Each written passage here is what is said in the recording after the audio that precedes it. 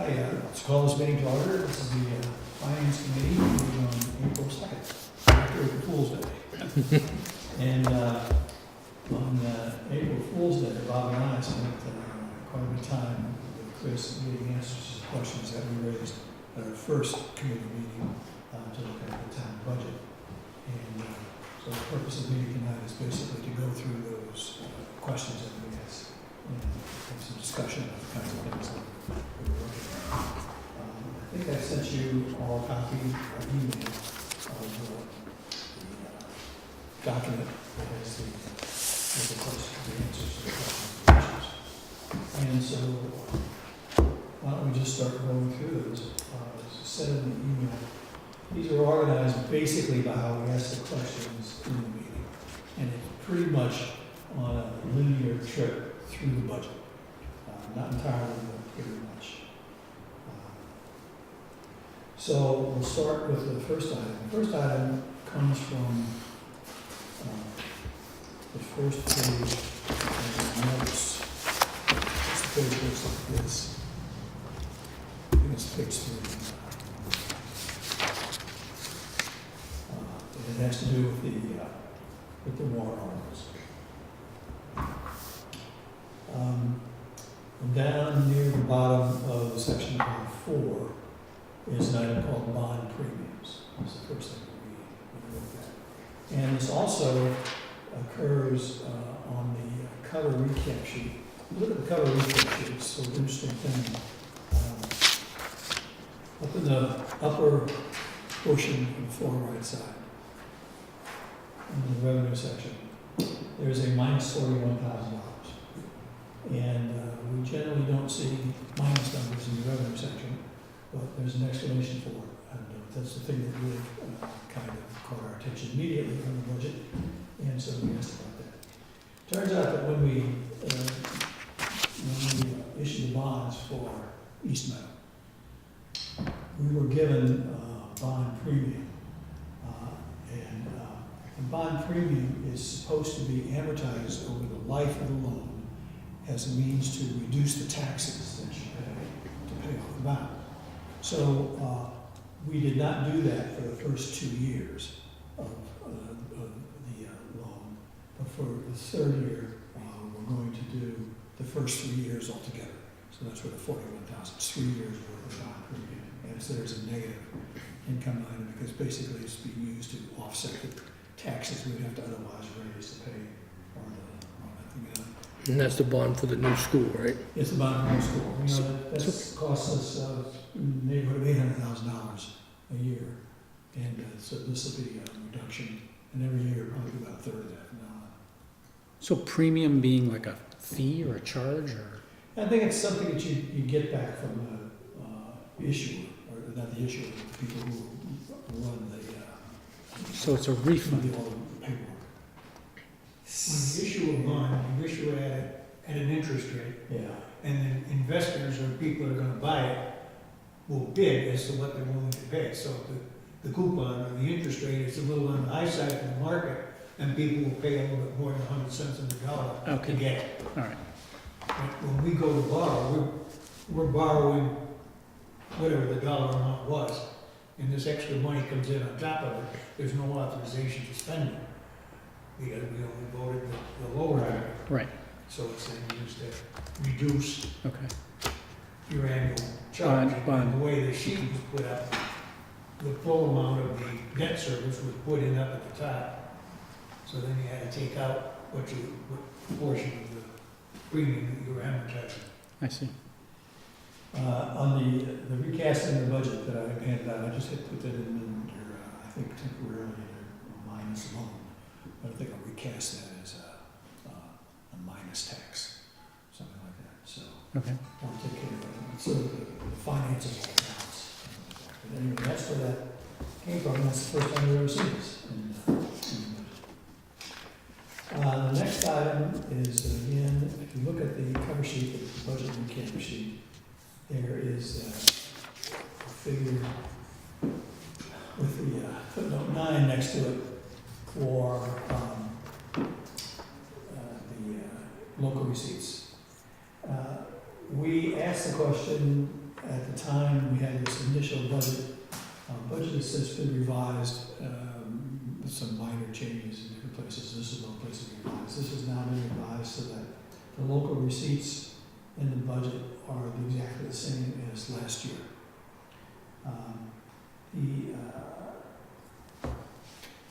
There is a conservative estimate always given. It's the method Chris uses in the budget process. We're making a conservative estimate around the local receipts. And it's roughly an average of about 2 years worth of stuff in the budget. So that's, again, we've never had a big problem with it before. It's something which is an option if you want to risk that you would not get that. You could do that. What this does principally is it enables us to be fairly certain that we're going to have some free cash available the following spring. Because any income that comes in the local receipts, which is not included as part of the budget process, will come through as free cash. And as we know, and I think probably a lot of townspeople know by now, that budgeting is really done twice a year. The town meeting in May and June is the casting of the actual budget for the year, the authorization of the budget. But by the time we get around to spring every year, there's a lot of things that have happened. A lot of things have cropped up, including the need for more capital in various areas. And so we basically go through a second little mini budget process by having warrant articles to allocate additional funds in the spring. And that money usually comes from free cash that is authorized and certified in around February or so, March, and plus use of stabilization funds. So it's a system of budgeting that has worked out for the town very well over the past. We asked a question about the expertise for the planning board, and they'll come up again a little later. The planning board uses the Pioneer Valley Planning Commission, and apparently they pay about $10,000 a year to the Pioneer Valley Planning Commission for their expertise. And then as they need someone to work with them on issues, they assign somebody by the Pioneer Valley Planning Commission. It's not necessarily the same person all the time. It's usually who's available at the time that it's needed here in Granby. So that's where that expertise for the planning board comes. The next item was the Smith Book tuition. This is the third year that this is budgeted like this.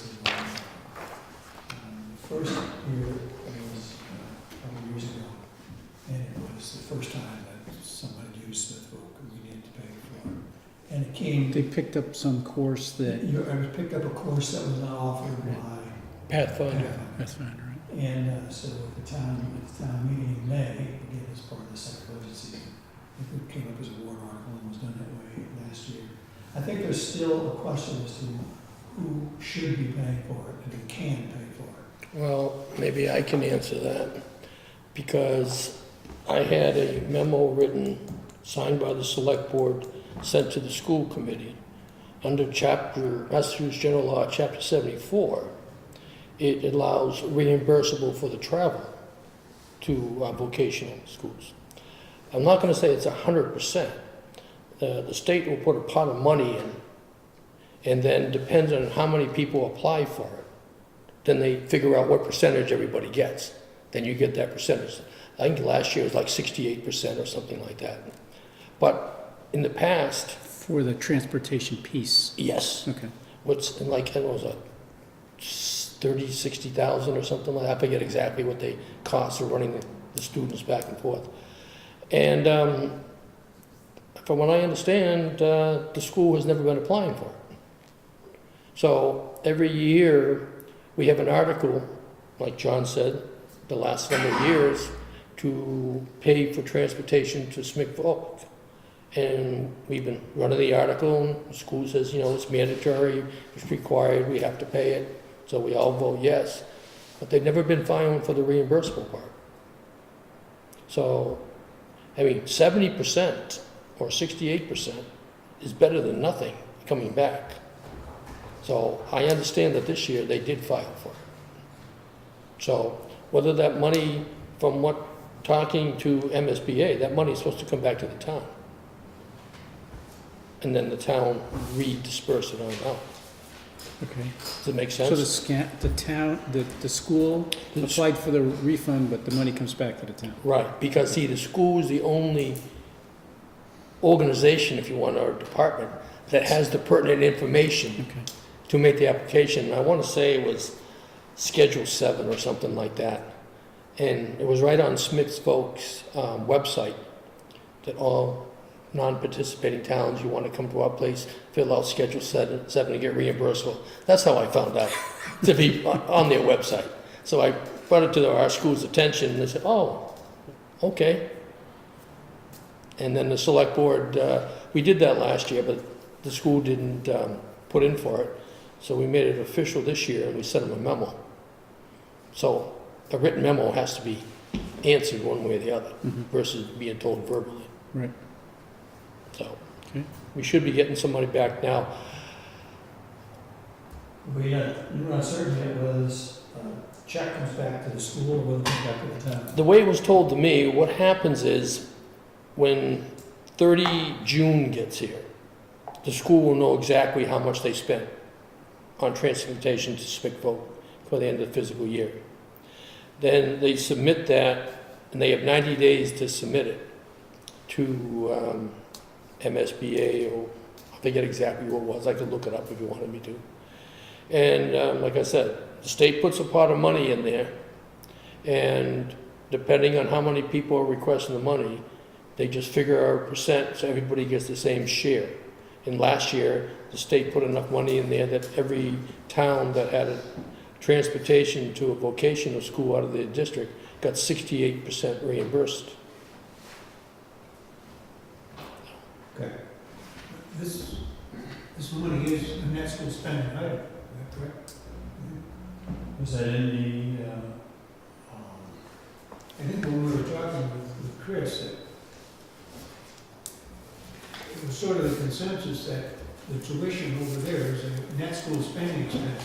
So when it's an article by the warrant article, it isn't, in effect, the town is contributing another chunk of money to net school spending over and above whatever shows further up on the sheet. You're exactly correct. It's over and above. That's why they have to file for it in the next fiscal year. If No, I'm talking like when we use terminology that says we'll go along with net school spending plus 305,000, the amount of an override. Okay.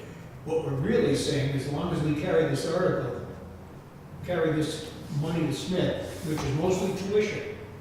Transportation. No, this is mostly. No, you only reimburse for transportation. I know that, but I mean, of the 35,000, I think the majority of it is Tuition. tuition.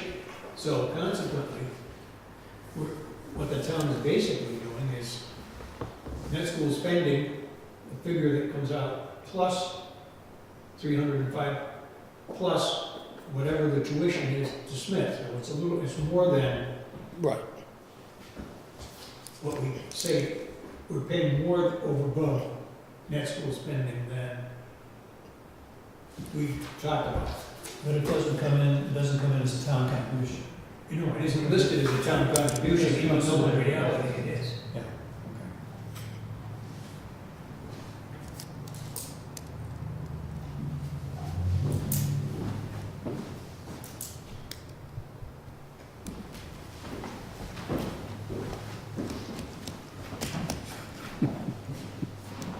I heard you just fine.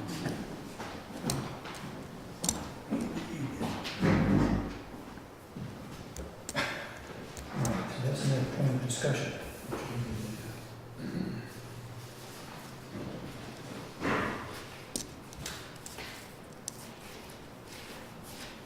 Okay, the next things have to do with the first of the warrant articles that are on the page of the fiscal year 20 notes. And the first thing is this notation about Mass General Laws 44-7, parentheses 1. That's the section of the law that gives town authorization to go on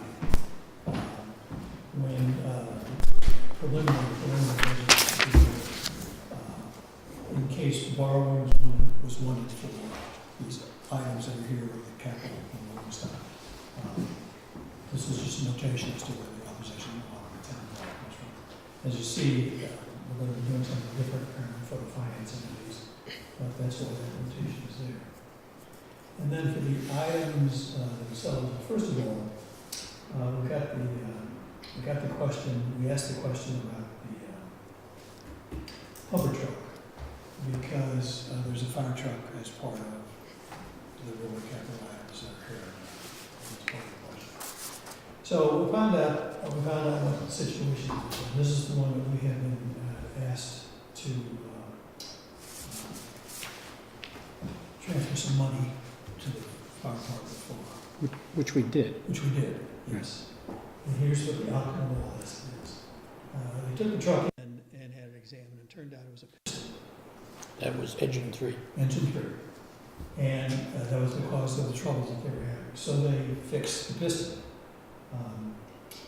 Then this was going to be traded in, engine 3, which is called a real truck, was going to be traded in on a new mini pumper rescue vehicle that was authorized in town meeting a year ago? Yes. A year ago. Rather contentiously. And then after that meeting, after that town meeting, there was further discussion, and they got a group together to take a look at what their needs were and how to go about satisfying those needs. And the decision was made by that group, and it was signed off by all the parties that were involved in the discussion, that they were going to get a different vehicle. And they are going to trade in this engine number 3, and the trading allowance will be $65,000 that they get for engine number 3. And there's a related issue in the budget. Again, the way these things are put together is that it was assumed that the purchase was going to be made during the last fiscal year, so the first payment would come due this fiscal year, that we're in, next fiscal year. And it's included on this budget display that we have for both the principal that would have been due and the interest that would have been due. Those are now been eliminated from the budget page now. I haven't made a few more changes to send out revision, but I've sent out recasting of the budget. But that's the story that I know about the fire truck. So, you got any questions on that? Okay. We were up to date on most of that, but not all. But you're not talking about this one here. You're talking about engine 3. Yeah, talking about the engine 3. Right, okay.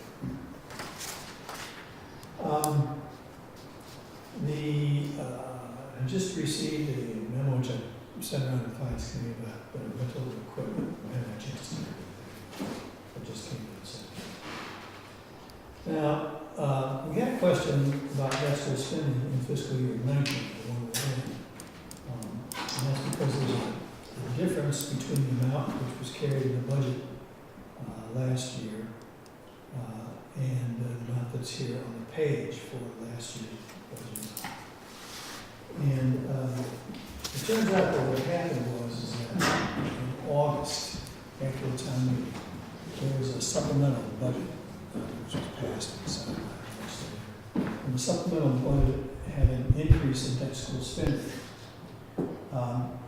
But because at town meeting, the amount that we authorized for expenditures by the school was already much more than what that increase was.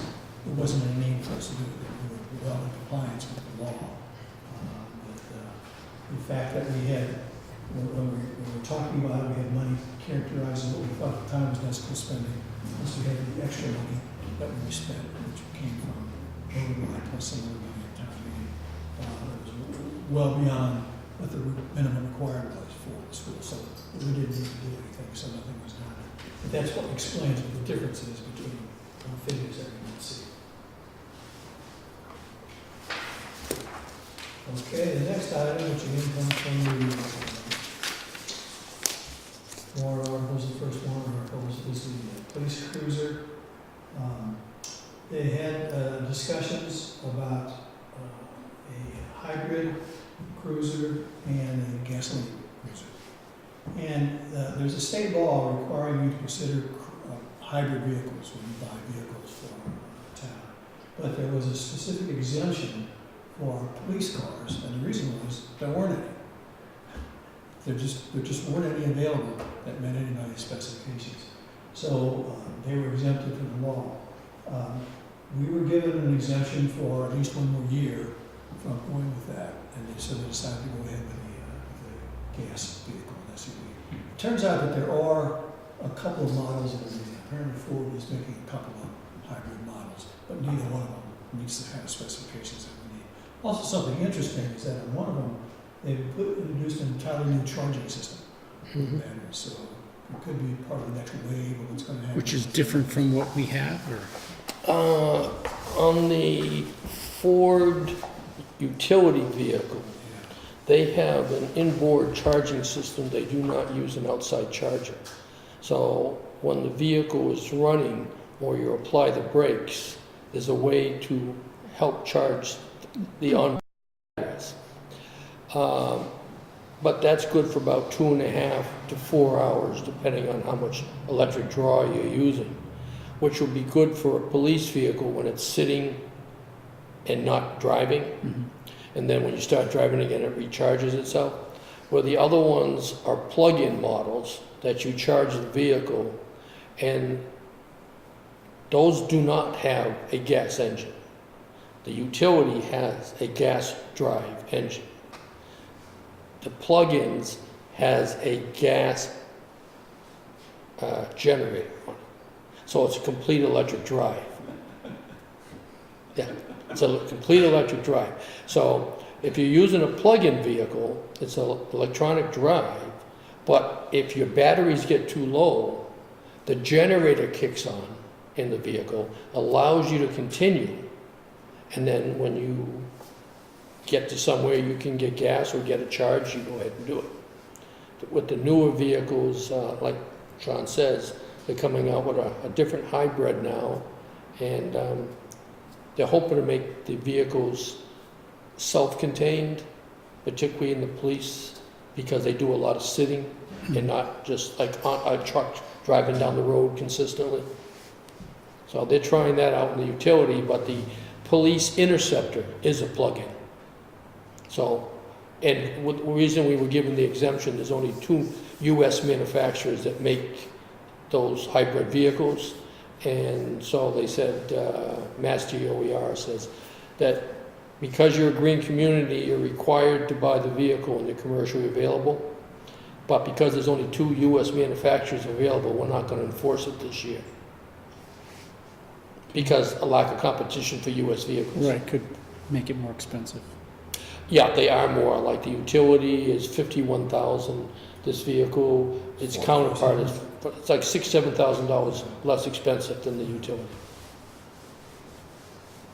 But as they become commercially available, because we are a green community, we will have no choice but to purchase them.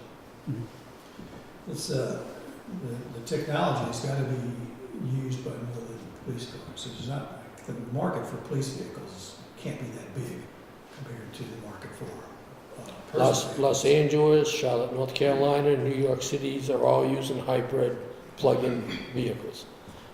But our police department says they can't use those because they have too much gear on them to get in a sedan. So they need the bigger vehicle to get in.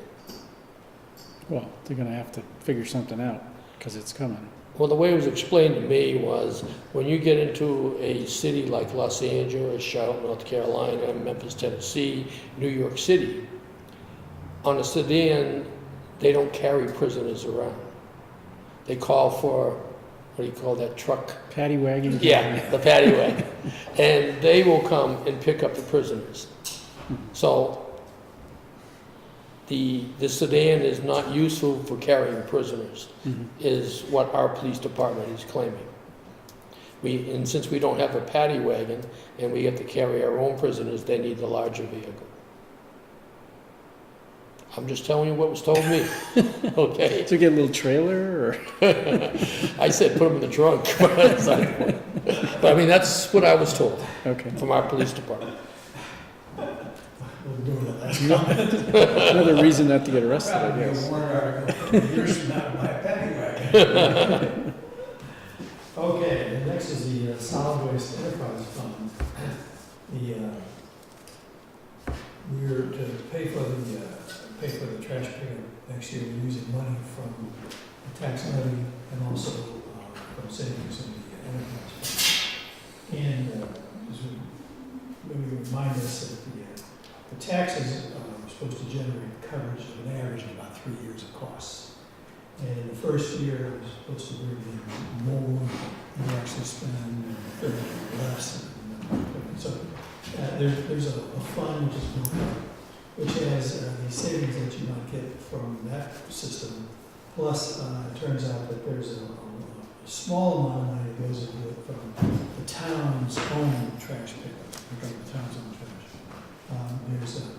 There was less tonnage last year than was anticipated, so there was a savings there, and then there was some interest on the fund itself, and that amounted to about $30,000. So that's where the duality of the funding for the You didn't mention that there's also the revenue generated from the sale of bags. Oh, yes. Yeah, it goes into the fund, but Yeah. it's credited at the end of the year. There, So it reduces the amount of, in effect, at the end of the year, the taxes that There's also revenue generated from reimbursables, but that has pretty much come to an end. In the first years of the contract and the previous contract, we used to get revenue from reimbursables, but nobody's buying reimbursables. Or recyclables, excuse me, not recyclables anymore, because they're not clean, China's not buying them, so there's not a market for them. So the recyclables are actually becoming regular trash. So the cost to get rid of it is going to escalate. So in the next year or two, when this contract is currently up, there's going to be a substantial increase on removal of that. So the plastic bottles that people throw away, it's trash now? It's not being recycled, or? A lot of it is becoming trash. If people don't rinse them out, clean them out, and do everything as they just don't waste their time, they just throw them aside into the trash. And then it becomes more weight that we have to pay for. Because there's strict guidelines on what is to be considered recyclable. It has to be cleaned and stuff. And unfortunately, it's not only our town, it's all across the country. People are not cleaning for recyclables. And places like China that was buying all that to recycle are saying we're not buying it no more because it costs us more money to clean it before we can use it, so it's not worth it, we don't want it. So in the next contract, if there is a next contract, it'll be substantially higher. you know, as a practical matter, when somebody has an empty recyclable, there's really no incentive to wash it or clean it, because they're gonna stick it out in their thing, the hauler's gonna pick it up, or is it the homeowner or the concerned? It was fine. That's right. And as far as the company picking up the refuse is combined, they don't really care either, because they get paid by the tonnage.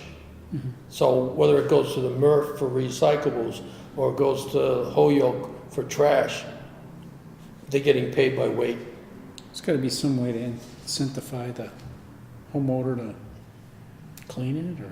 The only way that, from what the discussions that I've had with the different ways, is going to come out is going to be a substantial rate hike due to disposal. And I'm talking 3 to 4 times the amount to get rid of it. That would imply that the current recyclables weigh that much more than the trash that's picked up. I can't speak about that, but I was just told that since there's not a market for it, that it's all going to be considered trash. And what we have been paying per rate for so much tonnage, the tonnage is going to go way up because it's all going to be considered trash. And we're going to see a substantial, because there is no money back for recyclables anymore. So, right now, they weigh the trash separately from the recyclables, and we have one fee for trash recyclables? Now, we pay for trash and we get a credit for recyclables at the MRF. But the MRF is getting very picky. And if they don't see it coming in clean, they say that's not recyclable, that's trash, take it back. So there's no charge to us right now for the recyclables? We were getting reimbursed for the more recyclables we gave. Yeah, no, but I mean, is it done as we pay a charge to the recyclables and then we get a reimbursement for whatever they get for reimbursement? There's no Or charge. there's no charge in the beginning? No charge in the beginning, just if you gave a lot more recyclables than you did trash, then you'd get a bigger credit.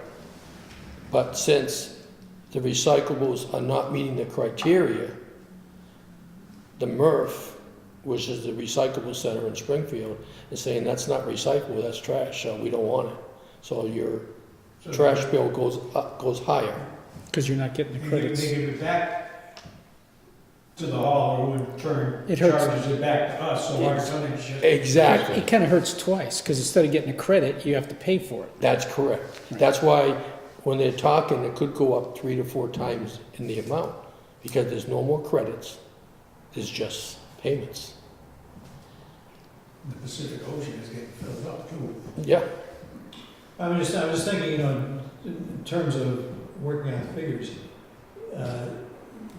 if there right now were twice as much weight in recyclables as there were in trash, and I don't think this is true either, you would get as a credit as much as you pay for trash, then it would take twice as much for the whole price to be 4 times as much, because it would be 2 extra units of weight plus a 3rd unit for what you would pay.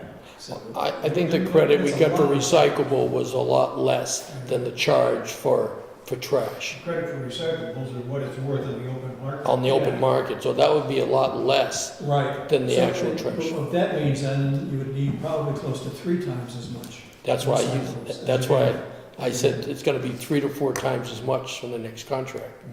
That's what we're being told. Probably that many recyclables. And that's an average across the country, okay? Yeah. They haven't set anything for a specific town on that, but our contract, I believe we got 1 more year on it. Then we'll have to make a decision what we're gonna do then. Decisions that'll be put it in the streets, or, Everybody's on their own. well, that's equivalent to putting a lot of them in the streets. I have more confidence in the residents of Granby that I don't think they're putting it in Granby. I think it's They are people, now because of the trash I think pickup. people coming through Granby are dropping it off. I don't think it's the Granby residents myself. No, but that's because basically it's free because it's part of the taxing. People have to pay for it themselves outside taxes. I think we're going to see a problem. That's very possible. That'll be part of the discussion when it's contracts. Yeah, but then you also look at it in this respect, because I did a study probably 4 years ago when I was on the Solid Waste Committee. At that point in time, and that's 4 years ago now, for the same service, there was a resident in Granby paying $50 a year to have his trash removed. Because his value of his home, which was a trailer, pre-existing trailer, which you can't have nowadays, he only paid $50 a year to have his trash moved. Or somebody that had a $600,000, $500,000 house, they were paying over $1,000 a year. That applies to all municipal services. Right, but it's across the board like that. I mean, we're not, it'd be like saying, well, everybody's got to get their own, hire their own policeman. Yeah. Okay, we'll go on to the retirement plans. There are basically 2 retirement plans. Did we skip the cardiac monitor? Oh, yes, I had one sitting across from, yeah, the cardiac monitor is $30,000. That's above the amount that we have liked, and as Chris has liked to include as the operating budgets. Now, once you go above 25,000, it kind of distorts the tracking, what's going on for the operating budgets of the town. So we generally pull out capital amounts. So this is something that's going in an ambulance? Replacing the existing one. Replacing existing. Replacing, okay. And it's, the funding for it comes from the enterprise fund. Okay. Then the retirement plan, just, we had curious question. All teachers are in the Massachusetts Teachers Retirement System, which is contributed to the equivalent teachers. And everybody else with more than 20 hours is in the Hampshire County Retirement System. Okay, then the capital, other capital articles. We just asked quick questions, get quick answers. The dump truck. There's a big dump truck that we have that needs replacing, we were told, and that's what the dump truck does. The mini excavator is an interesting thing. We've been hearing now for 2 years about all that's going to have to be done with wastewater regulations and also stormwater regulations.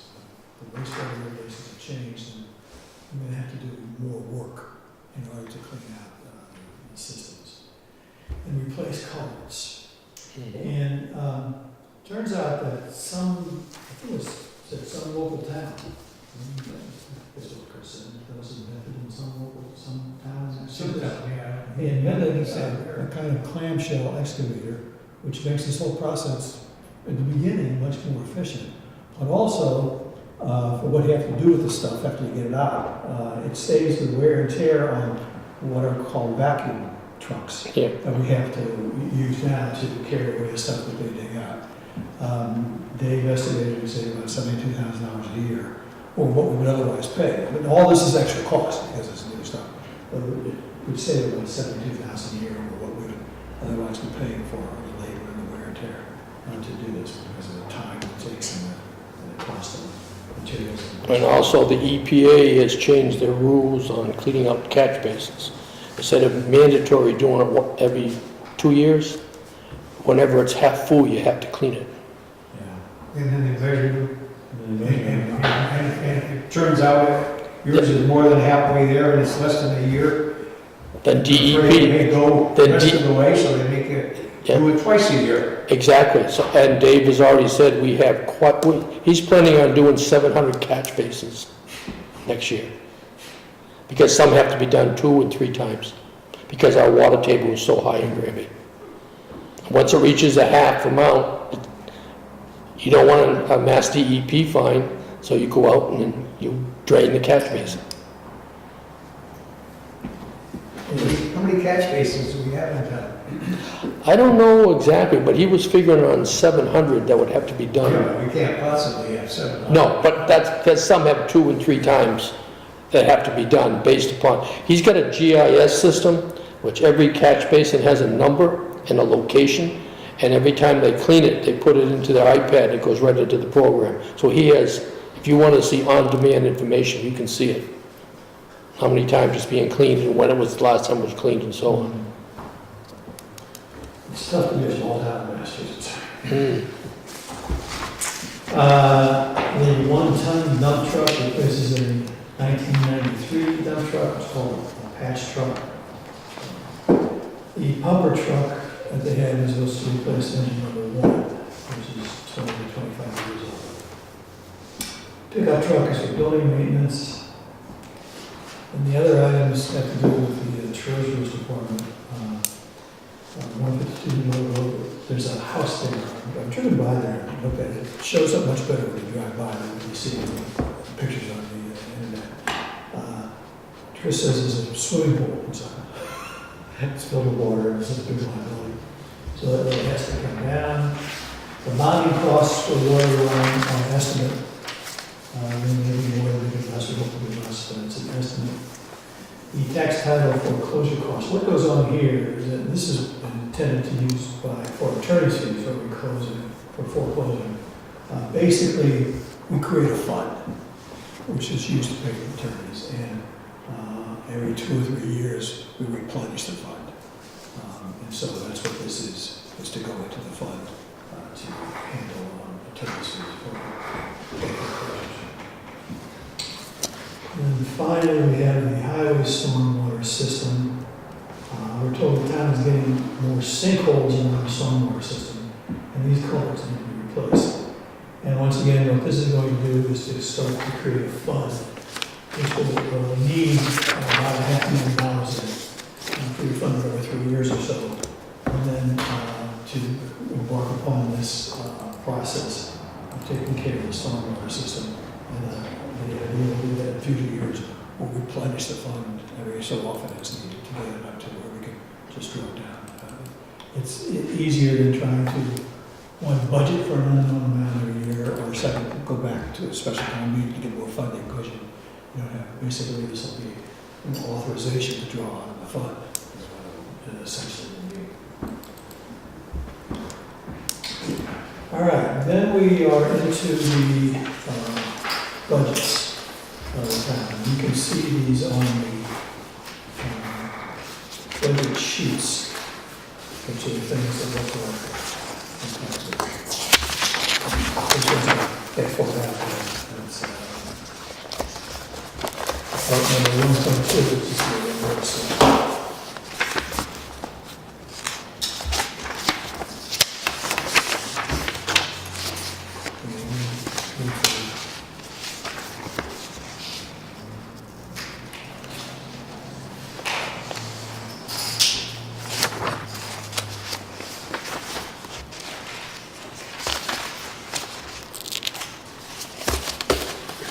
The first one is the moderator, and we have Board of Selectmen. Now, what's going on here is that Board of Selectmen want to hire a planner, conservation agent, a full-time person, split 50-50 between planning and conservation. On the conservation side, currently there's no one available during the day from the Conservation Commission to deal with questions. Several wants to hire a part-time grant writer and a part-time clerk to assist them, and free up part-time and keep up with more assistant for some things. We know from experience when we talk in the office that there is just a ton of work, much more work to do. That's the increase in compensation, increase in personnel for the select board. On the computer system, there's a, which is pretty low in spot.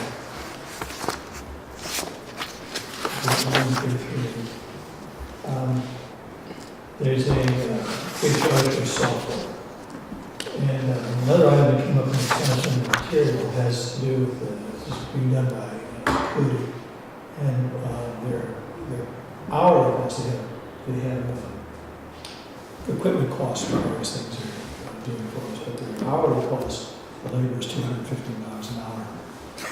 We asked Chris about. I get $250. And what he said is that the Cody is on the bid list, the state bid list, which means that the state has examined their operation and their costs, and they are reasonable compared to each other.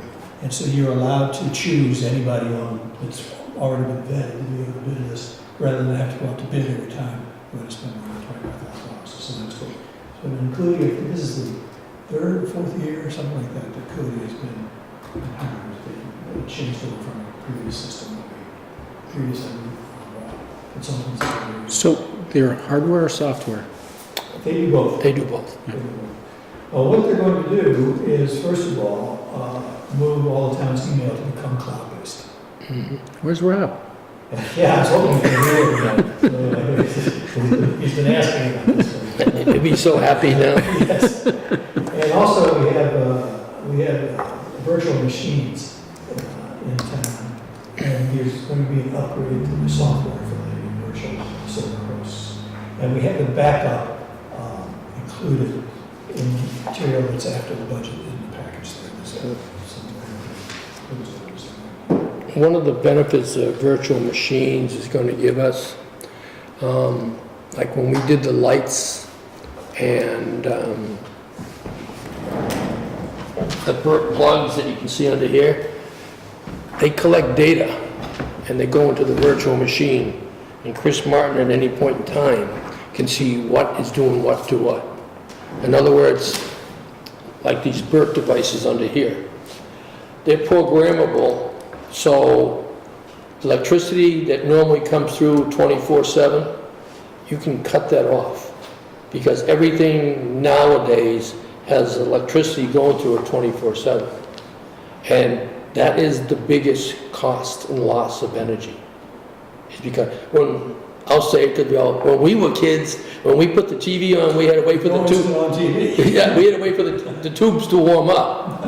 Now it's all instant on because they're fed 24/7. These Birch device, which will go through the virtual machine, it collects some data, puts in the virtual machine, and we can turn stuff off. And we can, like you do your thermostat, we can set the receptacles to only allow power come through it during certain times. Now, if you happen to come in on an off-peak time and you need power from, like this TV, there's a button on top of the device you hold down for 6 seconds, and it lets power come through until the next scheduled time, like your thermostat. And we're waiting to see, we need a year of data. To see what you're actually saving Right. versus what you had to pay for the, Well, we didn't pay anything. They came out of that Green Community Grant. Oh. So we didn't pay anything for them, but we're supposed to, this year, we're supposed to get an 8% decrease in our energy usage. Mass DOER measures us by energy usage, not cost, because the cost fluctuates so much on different types of energy. But they say we're going to cut 8% of last year's energy usage off with all these new things we did. Because like, another example is the fire department. We have an on-call fire department. For safety reasons and expediting to help people, they used to leave the bay, apparatus bay lights on 24/7 at night. They're not that way no more. They're all motion sensor lights. So unless you go under them, the lights do not come on. So that should save substantial amount of money, Right. as well as they've been changed to LED as well. Right. And we're looking to do that in all the buildings. Like these are LEDs here now in this building. That bulb above you is only 20 watts. Took a 90 watt out of it. Cool. We'll see how much we get savings the next year. The instant on technology is great. You imagine turning on your TV and having to take the amount of time that it takes a desktop computer to warm up and turn everything on. Yeah. You see what the difference is. But I think what a lot of people don't realize is that it's instant on, not because of the change in the electronic equipment, but because there's electricity running constantly. Exactly. So like what we're doing is we're monitoring them. Let's use the fire department as an example, because they work 6 a.m. to 6 p.m. standard. Then they go on after that, pretty much volunteer. Right now, we have at 4 o'clock in the morning, the heat goes from 65 to 68 over that 2-hour period. So from all the times from 6 p.m. to 4 in the morning, the heat drops down. Well, the same thing is with the Birch devices. They don't allow the power to go through. So that's a cost savings and an energy savings from 6 p.m. until 4 a.m. when they'll let the power come through. The Birch devices, we do at 5. Because they don't need time to warm up like you would like an office or something like that. Because, I mean, we had them as low as 55 degrees. And it was taking too long for them to warm up. So we come into a happy medium with that. Because people were coming in and their offices was too cold to work in. Again, it's all trial and error till we figure it out. right. It's not impossible, it's uncomfortable to work while you're wearing gloves. I've been there. You start wearing bike gloves. Yeah. The next department was the Board of Assessors. We had questions about changing the tuition meetings. There is a new clerk in the Board of Assessors office, and it takes some training. Also, So is that the, there's been a resignation from one of the members of the Board of Assessors, and he's resigned. And it was done luckily in time that it was able to make it onto the ballot this May. So there is an election for the unfulfilled 3-year term. I think 2 years left on his term. He's retired. So there will be an election in May to replace that position. I presume that a new person comes on, they'll need to go through some training process too. So that takes care of the increase that they have in cost. It's not a big increase, but it's just an increase in cost. Legal, 151.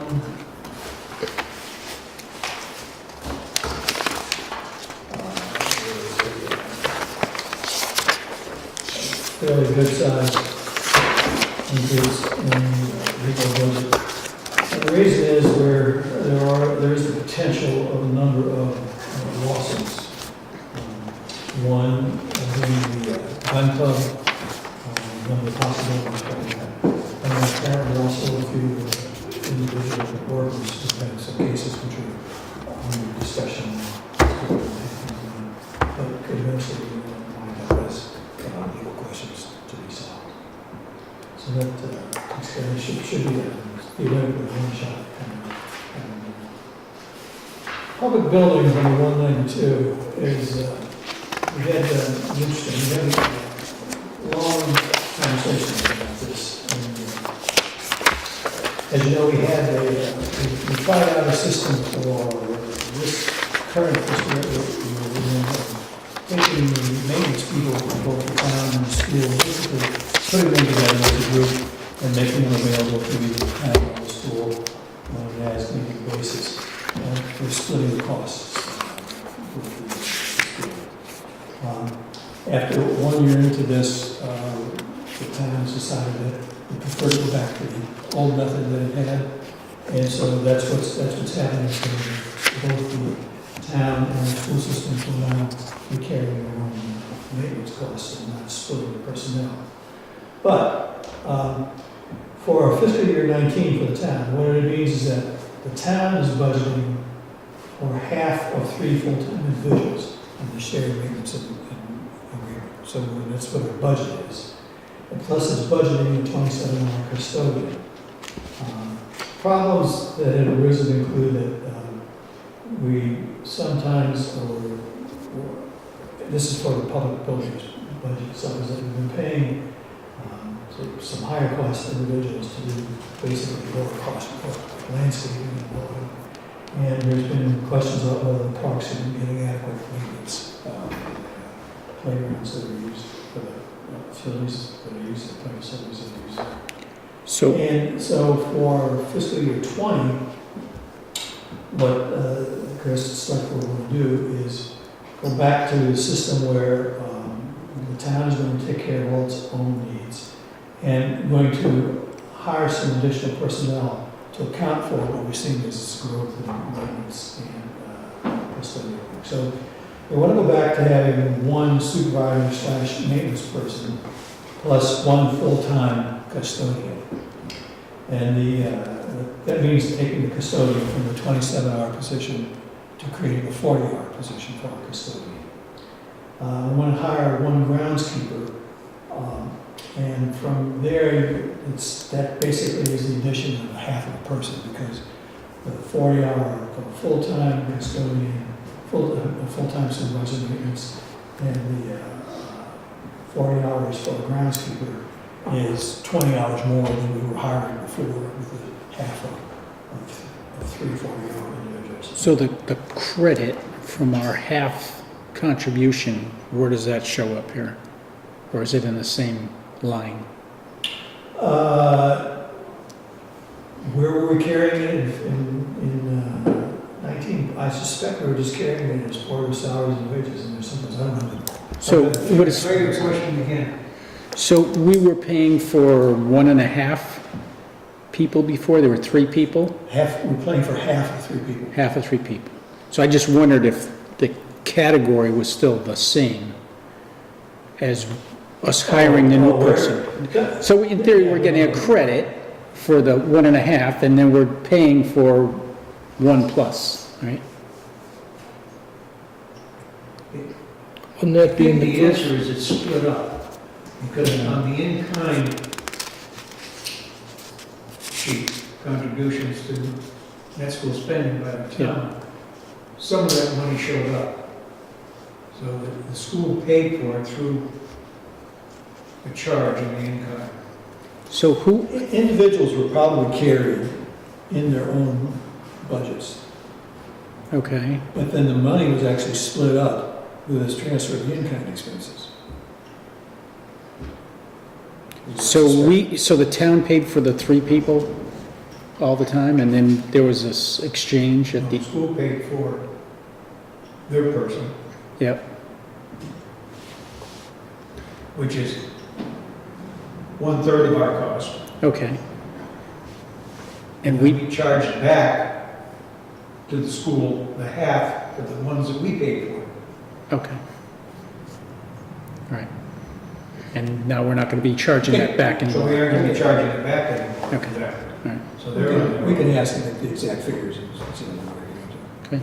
But I think it adds up, John, to 13 hours more labor plus for the part-timer that went to full-time, plus 20 hours or whatever you want to call it, the summertime. Plus, I haven't gotten to the extra person.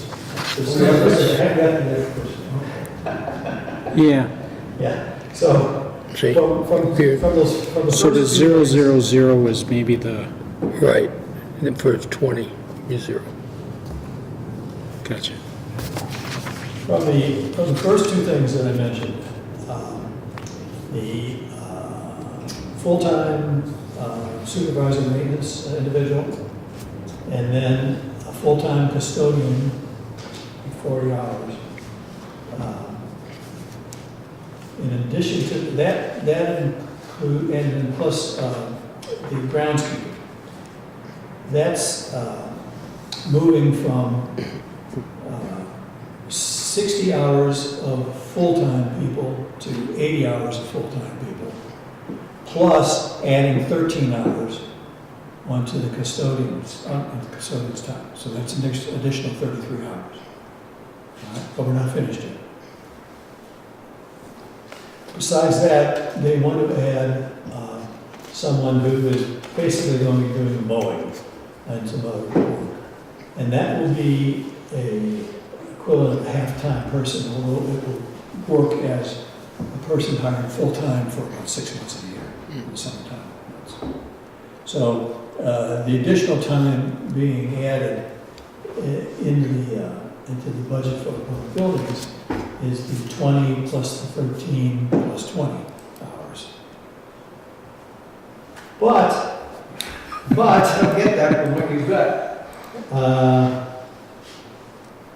Well, 60 to 80 is 20, the 13, yeah, Plus the first two full-time individuals, the maintenance person, or rather the supervisor and expert in Granby, that's 8 hours compared to 60 hours that we did in the previous. Then the time allocated, the time budgeted for custodian goes from 27 hours to 40 hours.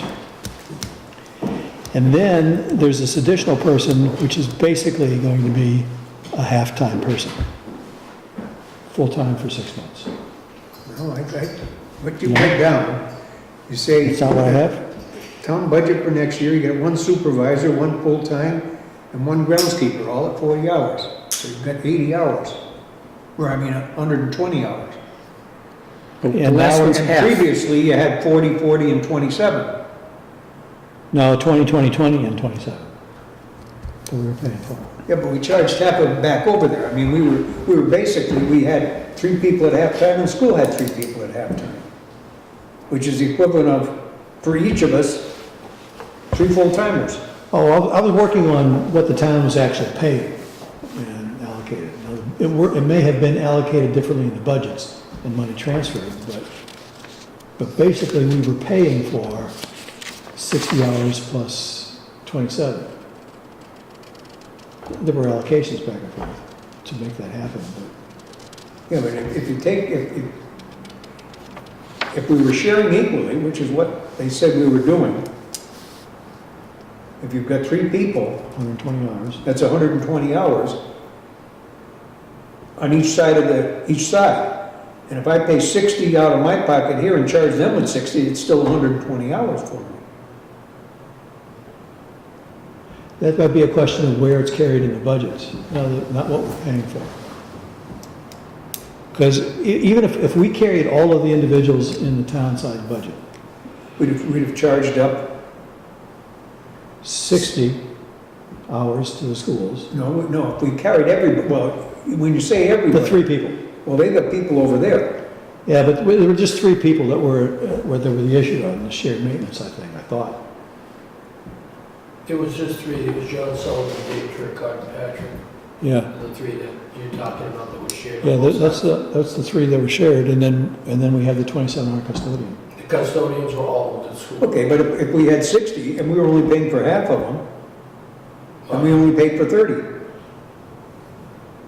I think they worked it out a little differently than that, the way you explained. I don't know exactly, but all I know is, I've been told, I haven't seen anything in documentation, that when the town was getting less hours than what they were paying for, so that's why they decided to add the shared services. Yes, but that was more on the reality of the way it worked, rather than the way it was set up. Oh, I agree entirely. Because, Yeah, but I think the way it was supposed to be operating, and I don't know how it worked through exchanges of funds or exchanges of paper funds, but we were supposed, for the 3 people that were involved, we were supposed to be paying for 60 hours of the school. We paid for 60 hours. Budgeted School. for. Well, then again, I don't know, budget may not be the correct word here, Okay. because I'm not certain where they were carried in the budgets. Okay. At this point, I don't recall, we didn't ask Why that, don't we because just we were get- working on the theory of Why don't we get how this. a little more clarification from Chris on that? you can't believe how much time we spent on this, because you're dealing with pluses and minuses out of things that are out of credit, you get negative subtractions. I had a very, very difficult time, because all I wanted to find out was, were we adding more hours to our payroll staff over here? I wasn't concerned with whether they made $20 an hour or $24 an hour. You were just number of And man all I wanted to know was the number of man hours, and Chris got into a long discussion and showed where the hours were and where they were charged here and there. But he worked out a chart and I worked out a chart and they agreed. Yeah. But it had Well, nothing to Let me do, do this, how many hours do you think we're adding on our side? I think we're adding 20, 40,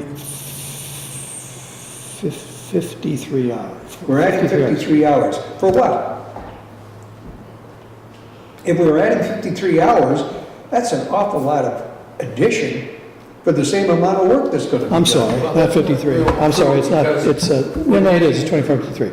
Well, one of If it, you wanna deal with 33, I'll buy that. no, because we've got the extra person that's the half-time for, But with what you've got here, John, we're gonna have 3 full-time people So that's the groundskeeper? and a part-time person. one full-time. the three part-time people.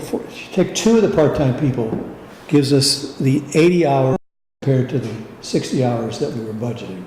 And budget is the wrong word, that were allocated to the town. We had 60 hours allocated to the town. Now, instead of 60 hours allocated to the town, we are allocating 80 hours to the town for those 2 individuals. Before, it was 60 hours of 3 people, now it's 80 hours for 2 people. So that's 20 hours additional amount that we have allocated to the town costs. Now, in addition to that, there's a 13-hour increase in custodian time. And then in addition to that, there's basically a half-time person, 20 hours that we have for the groundskeeper, but there's a benefit from that. Yeah. And the benefit from that doesn't show up in the buildings, in the public buildings budget, it shows up in Dave DeRozier's highway budget. Yeah. Because we were having to pay the higher priced personnel who work for the highway department to do the mowing. And now, that's not gonna be happening, plus their time is then freed up to be doing all the stuff that Dave needs to do, and you can see just on paper, his workload has increased tremendously, just, The cost-benefit analysis that was done, to do the mowing, we were paying the labor rate of a mechanic, which was substantially higher than the. we were told, it was essentially like paying $42 an hour to have the grass mowed. Yeah, that's right, and it didn't make sense. Yeah. Particularly with the increase in workload for the highway department because of the EPA stormwater and catch basin requirement. That way we wouldn't have to hire more highway people. Let the highway people do the highway work, and we hire lower labor grades to do. You may remember, must be 10 years ago, when we were having all the cost cutting that we needed to do in Granby during those periods of time when it was hard to come by cash. We cut the highway department way back. We cut them back to, I think, 6 people, and they had been at 10, I think, or something like that. And so more work was hired out, but we just cut back on full-time people virtually everywhere we could. And it's not as if the workload has stayed the same. And as we see, there are things that it's workload not because these things are nice to have for the town. It's mandated by the state. You either do the work, or they're going to fine you and do the work for you and charge you for it. So it's been, I think, admirable how the highway department has been able to operate as well as they have during the past few years where the workload had started to increase. And I think it's, as we see here from the reasons given for this, I think it's time to say we just can't do that anymore. No. Yeah. We can't afford to pay the higher labor rates on Yeah. lower labor grades to do the work. You can, like John says, you can get about 1.5 extra people by taking the mechanics away, let them do their work, and pay the lower labor rates to the other people.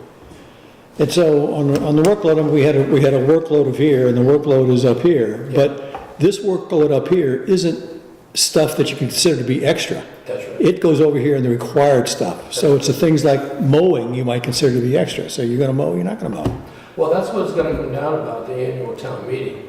If the people do not want to fund the 1.5 extra people, basically 1 full-time custodian and 1 half custodian, which is going to be a lawnmower person, Yeah.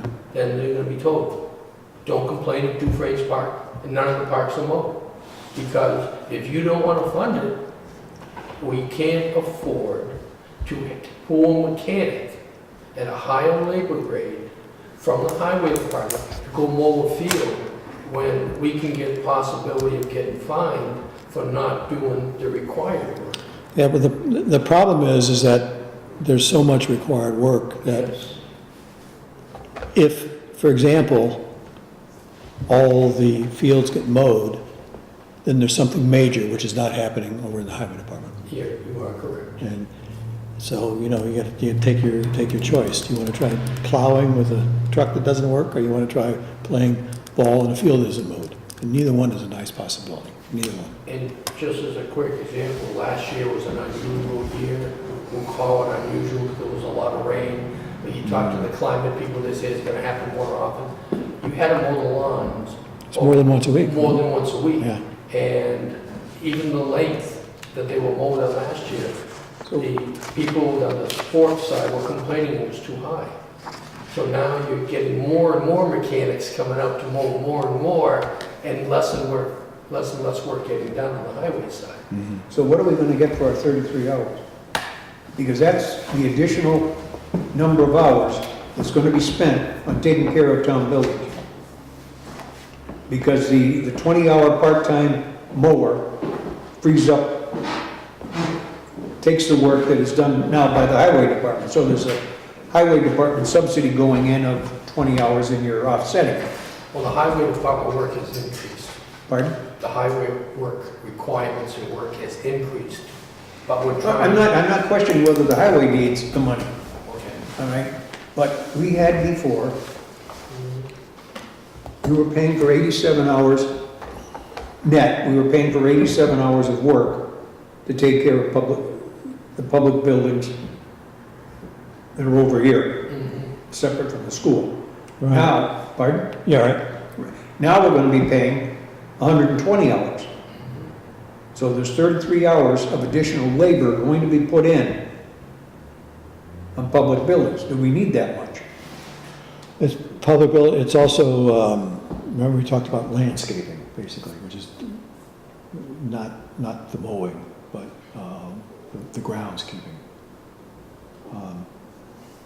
Well, I mean, we were told, my question is, well, one can thing we we, justify 33 hours of additional work necessary for town village? If it's landscaping, fine. If it's fixing things, it's fine. Planting grass. well, I thought we had been told in the past that the custodial work in particular had increased tremendously since we put up the new buildings. That, Yes. they turned out not to be self-cleaning. Wasn't Okay, that, but it was it not, is it not being done properly now? Because we've got a part-time custodian who is We have being the actually- custodian, We so. have more than one custodian. I have seen one lady in Lance doing custodial work in the building, so we do our energy audits and stuff like that. How many hours each one is authorized, I really don't know. I'm not gonna tell you something I don't know. But the big thing is, when we did the cost benefit analysis, the people want Dufresne's Park and the other parks kept up with lawn mowing, weed whacking, cleaning and stuff like that. And it doesn't make sense to use a higher grade mechanic. No, I'm just saying. Okay, So I'm not arguing that, and my question deals excluding the 20 hours of summertime work, Okay, all right? So we're only dealing with the portion of the year when that part-timer isn't working, where there's any necessity to do anything over in the parks. Yeah, he's talking about now, in the things that we're talking about here, the budget pieces we're talking about here, we have theoretically 1.5 full-time Yes. people plus a 27-hour person. And we're going to 2 full-time people plus a 40-hour custodian. So that's the additional 33 hours. Yeah, I do the So the question 20-hour is- part-time person is, they want to carry him in this budget, fine, but it's the same as if he's being carried in the highway budget.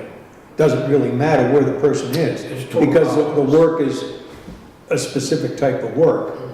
So the question is, are we certain that the amount of work that was being done by the 60 plus 27 hours before, plus whatever they should have been doing, but they didn't have time to do, is that Equal to 33. equal to what the additional hours gets us?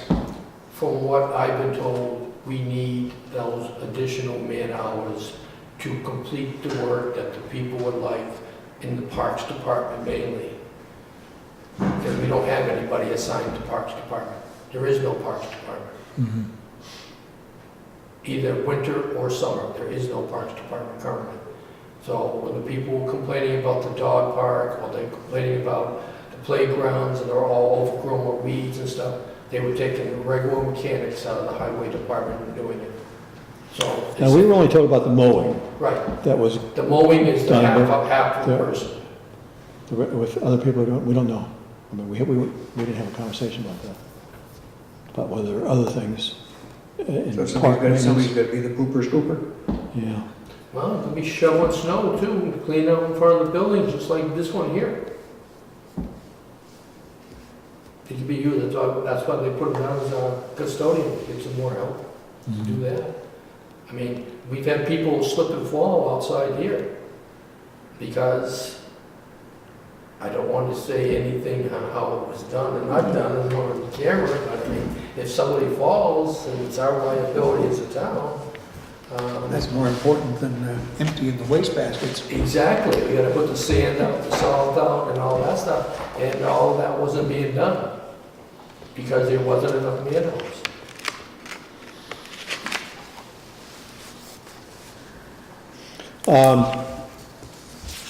We can go back and have a little more conversation.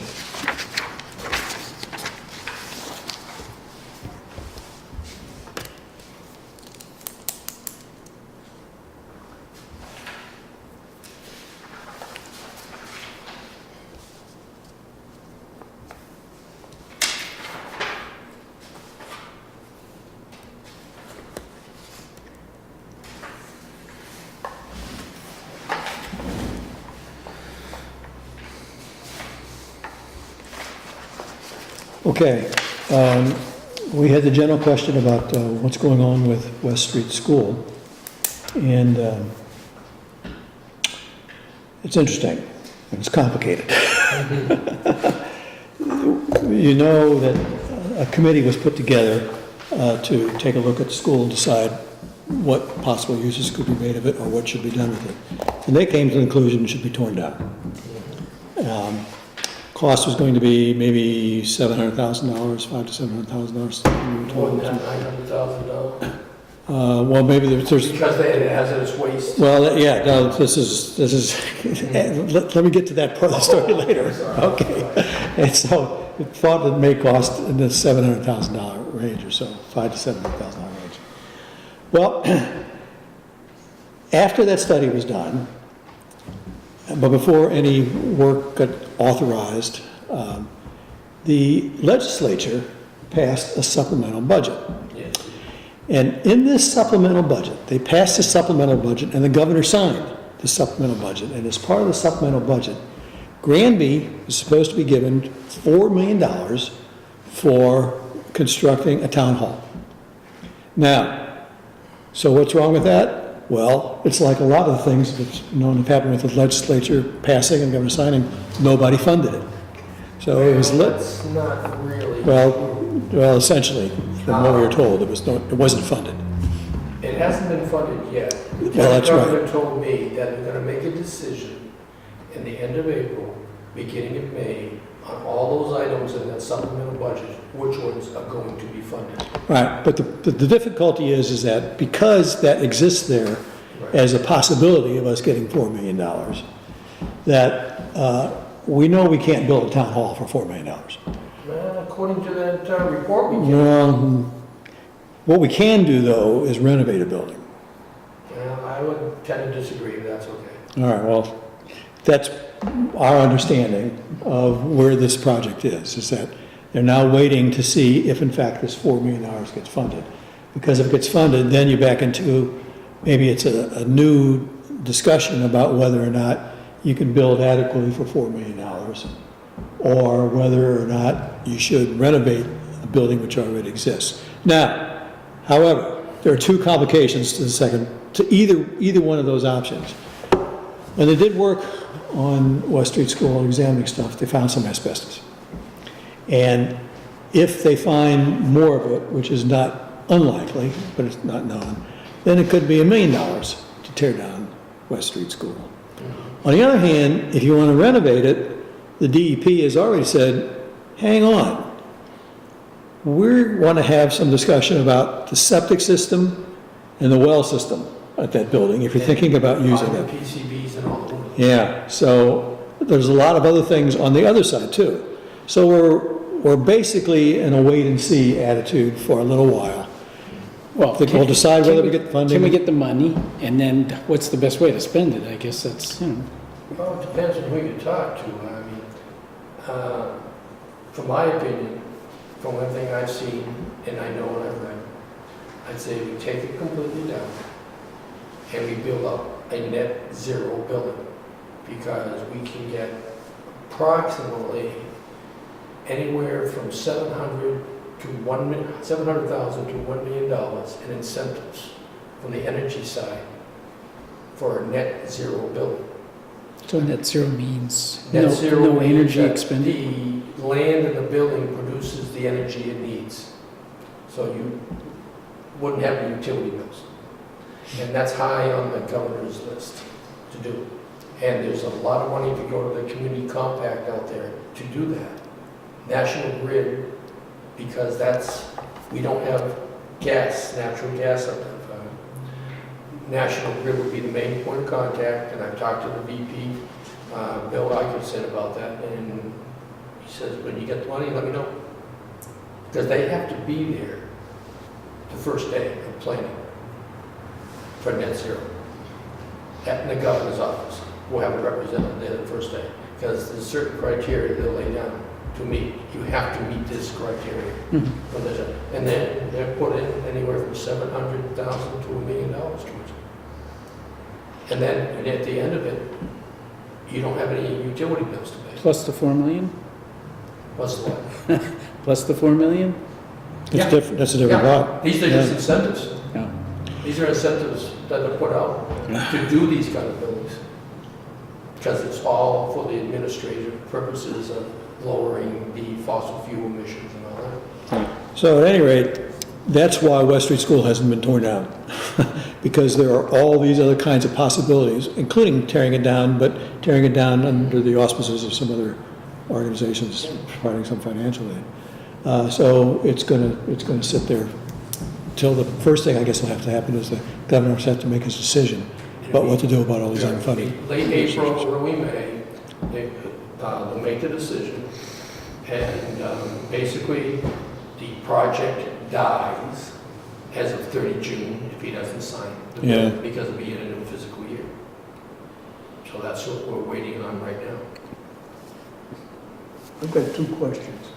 I may have more than that.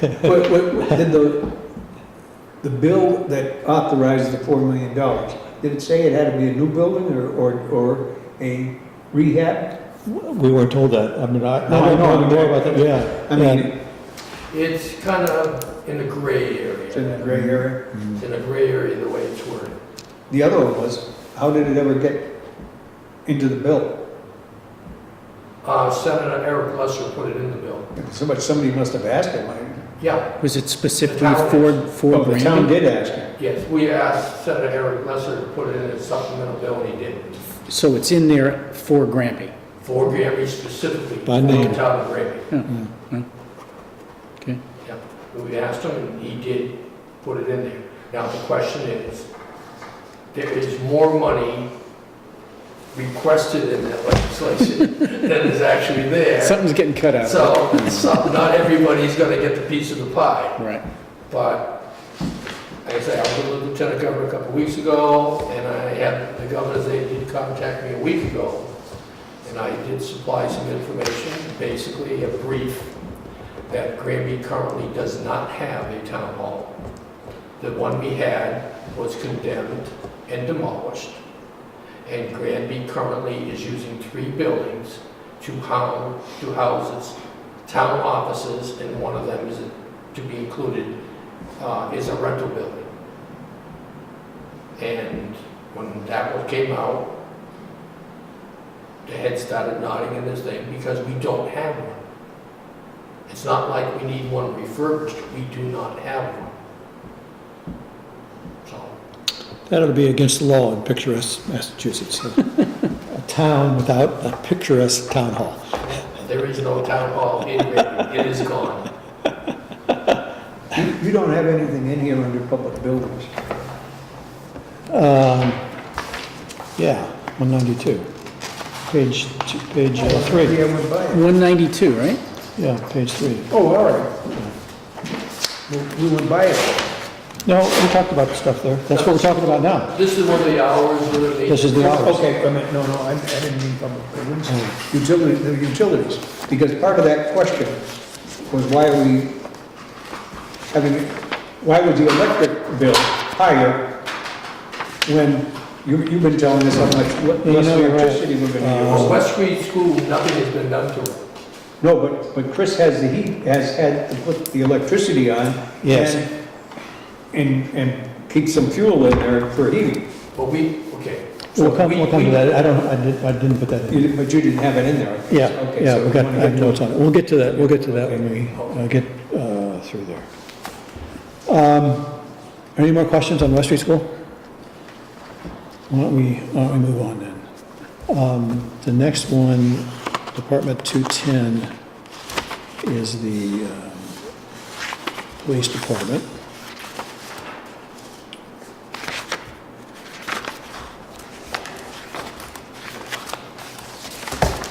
Okay. So is that a gain of a half a person? Or a Well, loss of a half a person?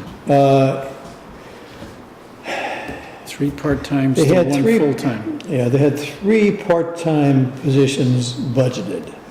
I mean, there are more than that, but they're talking about 3 part-time positions that were budgeted for this year.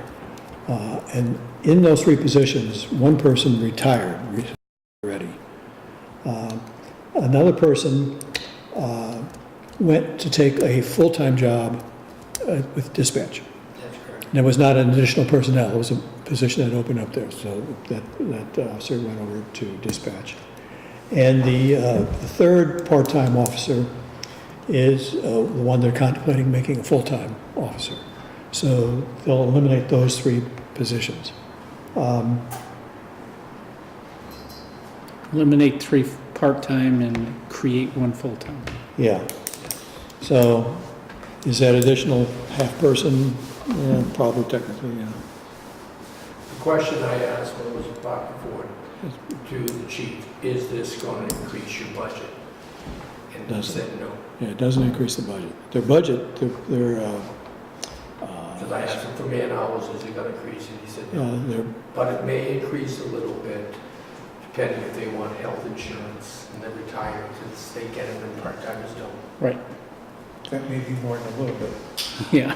Because there's also Sick time, retirement in there. retirement. Right. Yeah. And because Chris tacked off Pension. all the various other accounts that would You're have right. an impact. Right. But the, But he didn't have a Just like- number attached. Just like in school, it's the same thing. but the wage increase is kept at 2% in the police budget, which is extraordinary. Yeah. So, I don't have a problem with that myself. I think they're gonna, they work more efficiently with the new arrangement. Now, there is another thing though, between, the police and the highway, department. The police were carrying in their budget something called the police detail budget. And they were carrying it in their budget, although they weren't carrying it in their budget as part of what we allocate during the year. And there are a couple of interesting things about this. One of which is that the payments that are made for this police detail budget do not go to Granby policemen, or not all go to Granby policemen. The second thing is that it is funded by a separate fee structure. But what has happened is that our auditors have apparently told us that this fund that they have, which was paying for the police detail, and was funded by fees that they collected or they charged when work was done, that the auditor said that that money should not be going into this separate fund set up and run by the police department to pay for this. Instead, those funds have to go into the town coffers.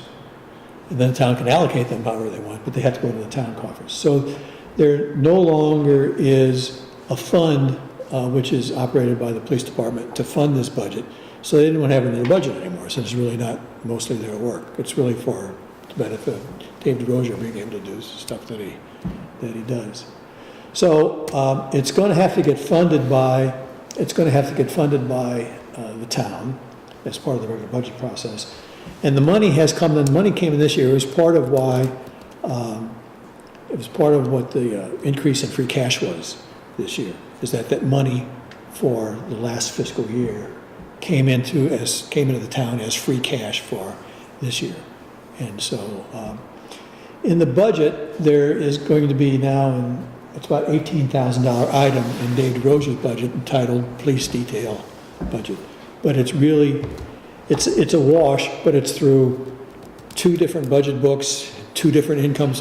You know, you got to trace it around, but there's no increase in cost for the thing, and it's no increase to the town, but it looks funny for the first year that happens because all the money's switching around to different buckets. The way it's explained to me, it's more like a use fee.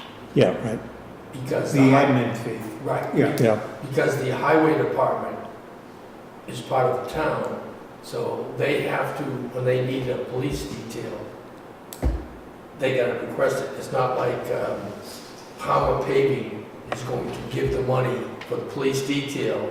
Our highway department, when the police department says they need a detail, we've gotta come up with the money for our own sources of work. Like the trees that all went down. All the stormwater that was flooded and stuff like that when they had to go out. Well, they had police details.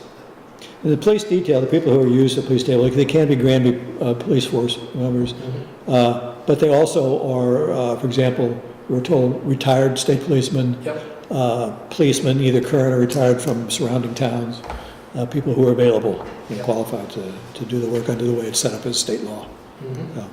But the billing that goes out to, say, National Grid or the tree company, And they, it's going to be if it's, I don't know what the number is, it's, say round numbers, $50, we're gonna bill out 52 or 53 or something like that. And the difference between the rate going to the men and the amount the company is paying is the admin fee for us to do the handling of the paperwork. Fire department. On their personnel budget, one person is moving from a basic EMT position to a paramedic position. The fiscal year 19 budget, the one we're including right now, had included the addition of one extra person in the fire department. But the fiscal year 20 budget stays flat with that amount. They are buying some additional software, and we're told the software is going to enable them to, some things which they now have to enter into the system and then generate their own reports and then follow that up with creating reports that they have to send on. They're going to be able to automatically transmit the raw data, and the raw data will create the reports, so it's going to be a time saver. If you want an example of that, say you called the ambulance to come to your house, they take down the data, they put it in the computer. Currently, if you call them again, they got to take down the data and put it in the computer. This new software, once you're in there, they can pull everything up on you, and they don't have to re-enter. And they have a record of how many times gone. That's the time saver part for the administrative part. Plus also, we understood that there were various reports which they had to make and send to different That is authorizing bodies, and this will do this automatically. Because of the HIPAA rules and stuff Yeah. like that, there's all sorts of Yeah. reports. But now it'll be in one database, and it can be done, you set the time period, and it'll generate the report.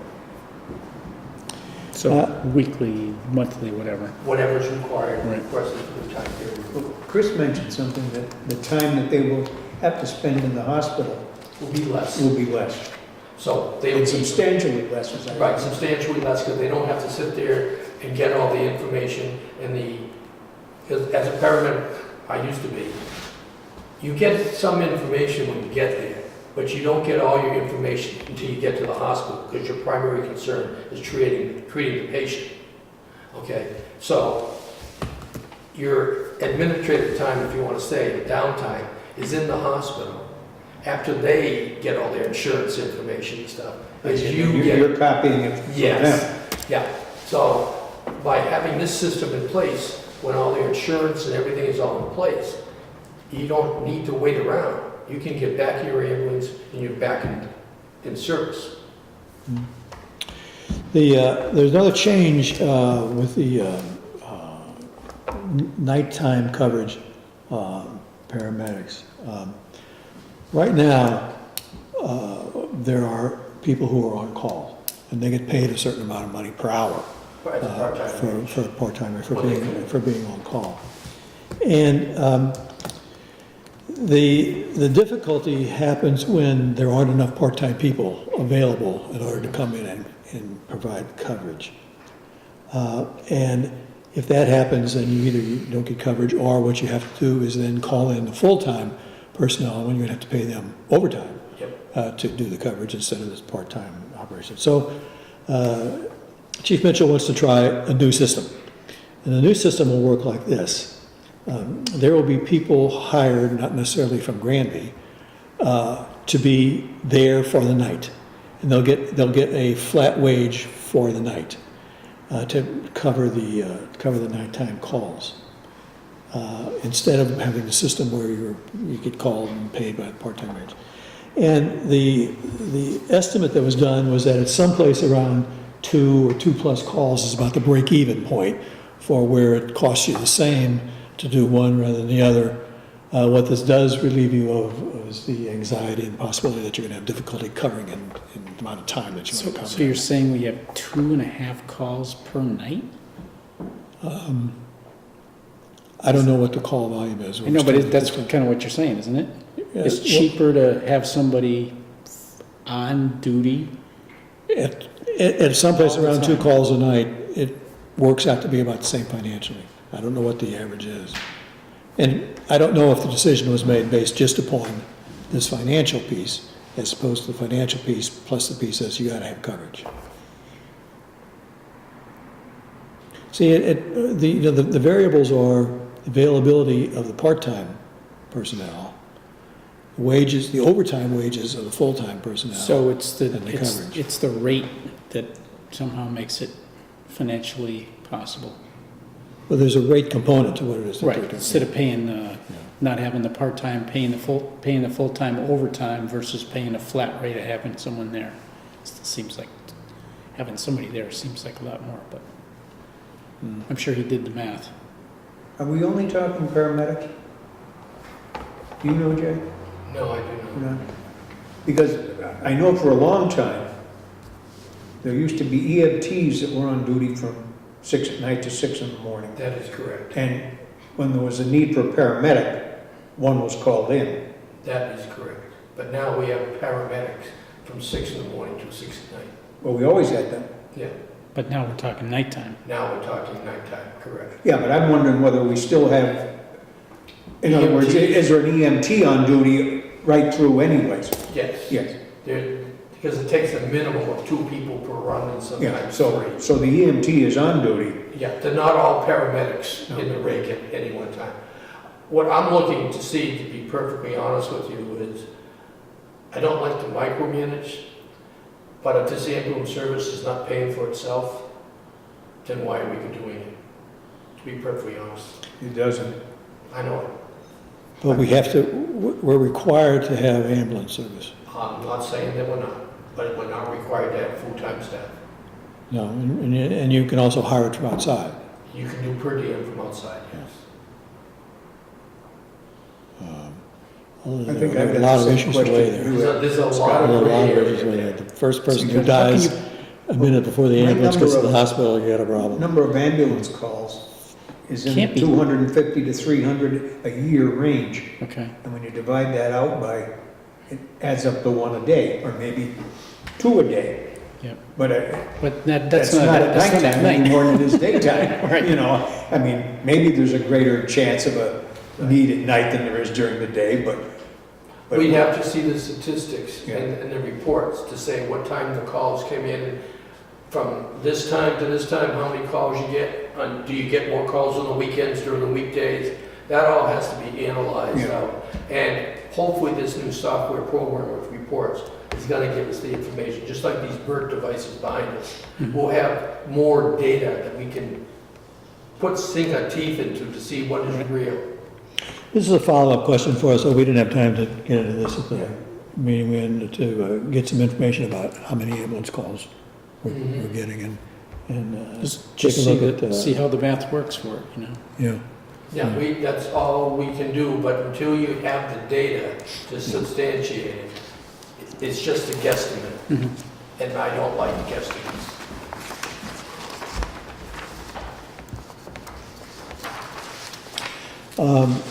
Moving on to the ambulance department, 225. There's something which we found interesting enough to ask a question about. That there was an item in past year's budget called quality control audit, and it's been eliminated in the fiscal year 20 budget.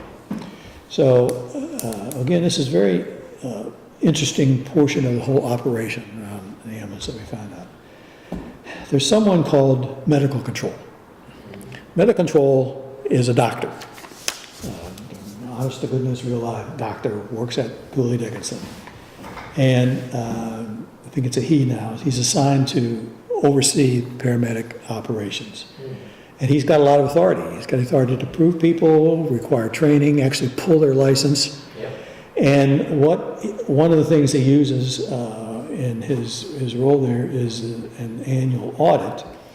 And right now, over the past few years, there's been an outside auditor who has done this, and he's basically, the way he operates was he pulled ambulance runs at random, and then analyzed them and decided whether or not they were done the way they really should have been, or whether there was anything that could be improved, whether there was anything you would find out in an audit. Well, turns out that Dr. Medical Control was very dissatisfied with this auditing company. And so they did a study and had, however they went about determining this, the doctor determined that the department was capable of doing this audit themselves. Now, that doesn't mean individuals auditing their own work, but the department as itself was capable of doing this audit and turning this audit in to him. So we've switched to that, so we save the whole cost of the outside audit. It's just like auditing any department. You can audit from within, but you can't audit yourself. Yeah. It's kind of like doing an I-9 audit, you know, these are the criteria, you do it yourself, and, Yeah. and Because when we had this other program, I was always being audited because I was in helicopter ambulance, everybody wanted to go for a ride. We can only take life or death to loss of limb. So Cooley, Dickinson, Mercy, and the rest, they always wanted to come and audit. And you weren't allowed to say, okay, but I'm gonna have to hit you with a shovel, first of all. I can tell them to sit over there and just shut up. I can place them in the aircraft for a one or two. The next department, 241, is the inspections revolving fund. Now again, this is funded through a revolving fund, I think, but it's the only one that requires a budget of, right? No, they aren't anymore. They aren't I don't anymore? think so anymore. I thought, let's see. I didn't bring.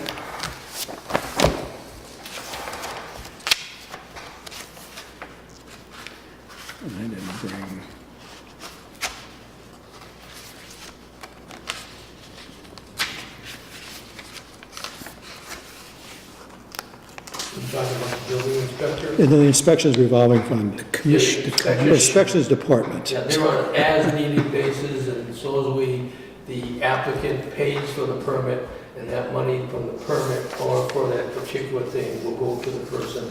who's the Yeah, commissioner? no, we do have them down as a department in the town. The only one that's full-time is the building inspector. He does collect, like, we just raised the gas fees to like $65 an inspection, something like that. This used to be done as a revolving fund. Yeah, but it isn't.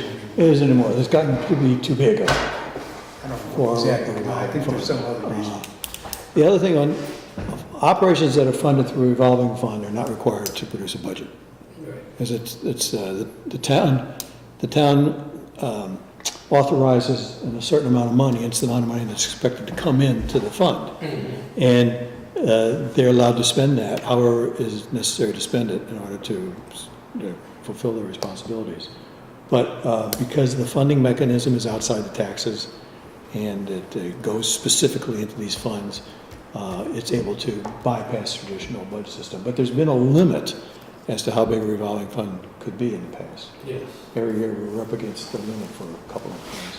And this has gotten not really, I think it's in the $60,000. No, it's, Is it more than that now? The planning board was 50,000. Yeah. Because- I mean the maximum that you can use as a revolving Right, fund. because the- with the planning board. the individual you know, funds it's are by they town have to meeting pay vote. for the applicant. Then you have to put the money. Oh, you set the amount at At the town meeting I vote. thought that there was a But state. there's also a state limit as to how much it can be. Right. But it's larger. more than what we were more using than for what the- we use for most if not all of them. I don't think we ever had a problem where the maximum permitted, what the maximum needed was greater than the amount authorized. Well, then the inspections department just got so big in I don't terms know, I of, don't think so. in terms of, I don't know why. maybe we asked for it. No, I don't think so. It may have had something to do with a couple of years ago when they changed the rules on the revolving funds. Something that came up in the conversation about this, this affects other budgets too, but it showed up here for a question, is that in fiscal year 20, there are actually 52.4 weeks. It makes a difference depending upon how some individuals are paid. You know, you're on a per diem, then the extra 2 days makes a difference in the way the budget figures show up. So that affects all budgets for which that could be an issue. Yeah, everybody that's on a 40-hour week would be that way. Part-timers Yeah. would not be. Well, No, actually, they could be, because you're basically dealing with 2 more days of You're pay. paid by the Yeah. hour. right? 50 Yeah. weeks, or 52 weeks plus 2 days. Yeah, 52, because it'd be a leap year next year. Pardon? Be a leap year next year, so you get That's- extra day. Extra one from that one. Yeah. So the building inspector is the only paid employee of the Yes. town. And the building inspector then hires on an ad hoc basis the people to do the inspections of the other things. He tends to hire the same people, Yes. the same people basically do the work. Well, they have to be appointed by the select board. Yeah, I was gonna say that Yeah. it's questionable whether he hires them because they're appointed. Right. Well, he determines whether they're, Probably would recommend them. I would. Yeah. He could pick the primary or the alternate based who's available Yeah. on the skill level, but people have to be appointed by the select board. we also learned that the state requires the building inspector to be certified as a building commissioner, it's a Yes. specific kind of title, which either before they're appointed building inspector or within some short amount of time afterwards to go through the necessary certification process. And that basically explains why it's been so difficult to keep a building commissioner. There aren't that many people that have this qualification, so there are a couple surrounding towns who are apparently notorious at going after building inspectors in other towns. So we've had a number of building inspectors over the last few years. Too many. The highway department, 420, the next budget. We talked about the police detail piece, and we talked about them being able to free up a couple of people who are now basically having to go on mowing duty during the summertime.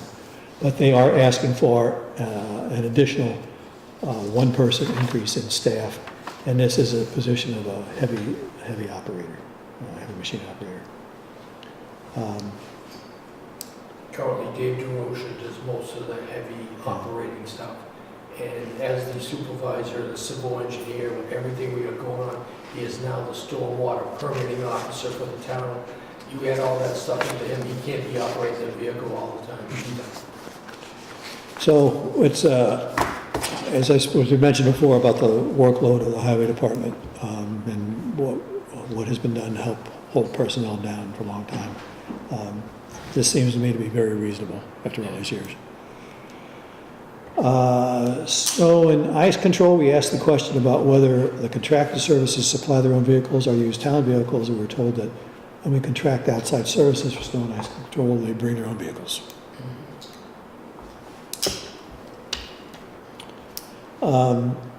Veterans service, the budget looks different from past years, but it's because Chief Mitchell has to turn in reports to outside entities. And he's rearranged, he's recategorized the budget lines and added new budget lines, so the things in the budget lines show up to match up with the kind of reports he has to send out, the same amount of money. And as a reminder for everybody, we get a 75% reimbursement on everything that's spent on there except for the salary of the officer. So that's been that way for her, I guess. County retirement, the backup material on county retirement gives that you could pay this thing in equal installments, 2 lump sums. So we asked the question, do we in fact pay it in installments or do we pay it at once? Because it's about a $19,000 difference to pay it in 2 installments. And so we were told that every year they intend to pay it in 1 installment, and they try to pay it in 1 installment, and they have mostly always paid it in 1 installment. But because you can't guarantee cash flow, they budget it for 2 installments.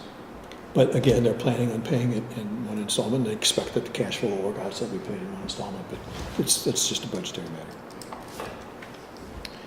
matter. Health insurance decreases, there are fewer people.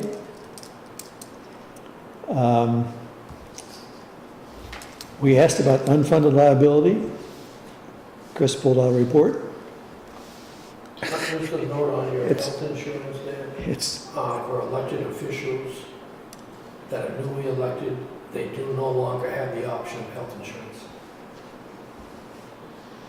If you didn't know that. no, what is this for? The town in the past, if you were elected, you could get health insurance if you Right. elected to. Right, No more.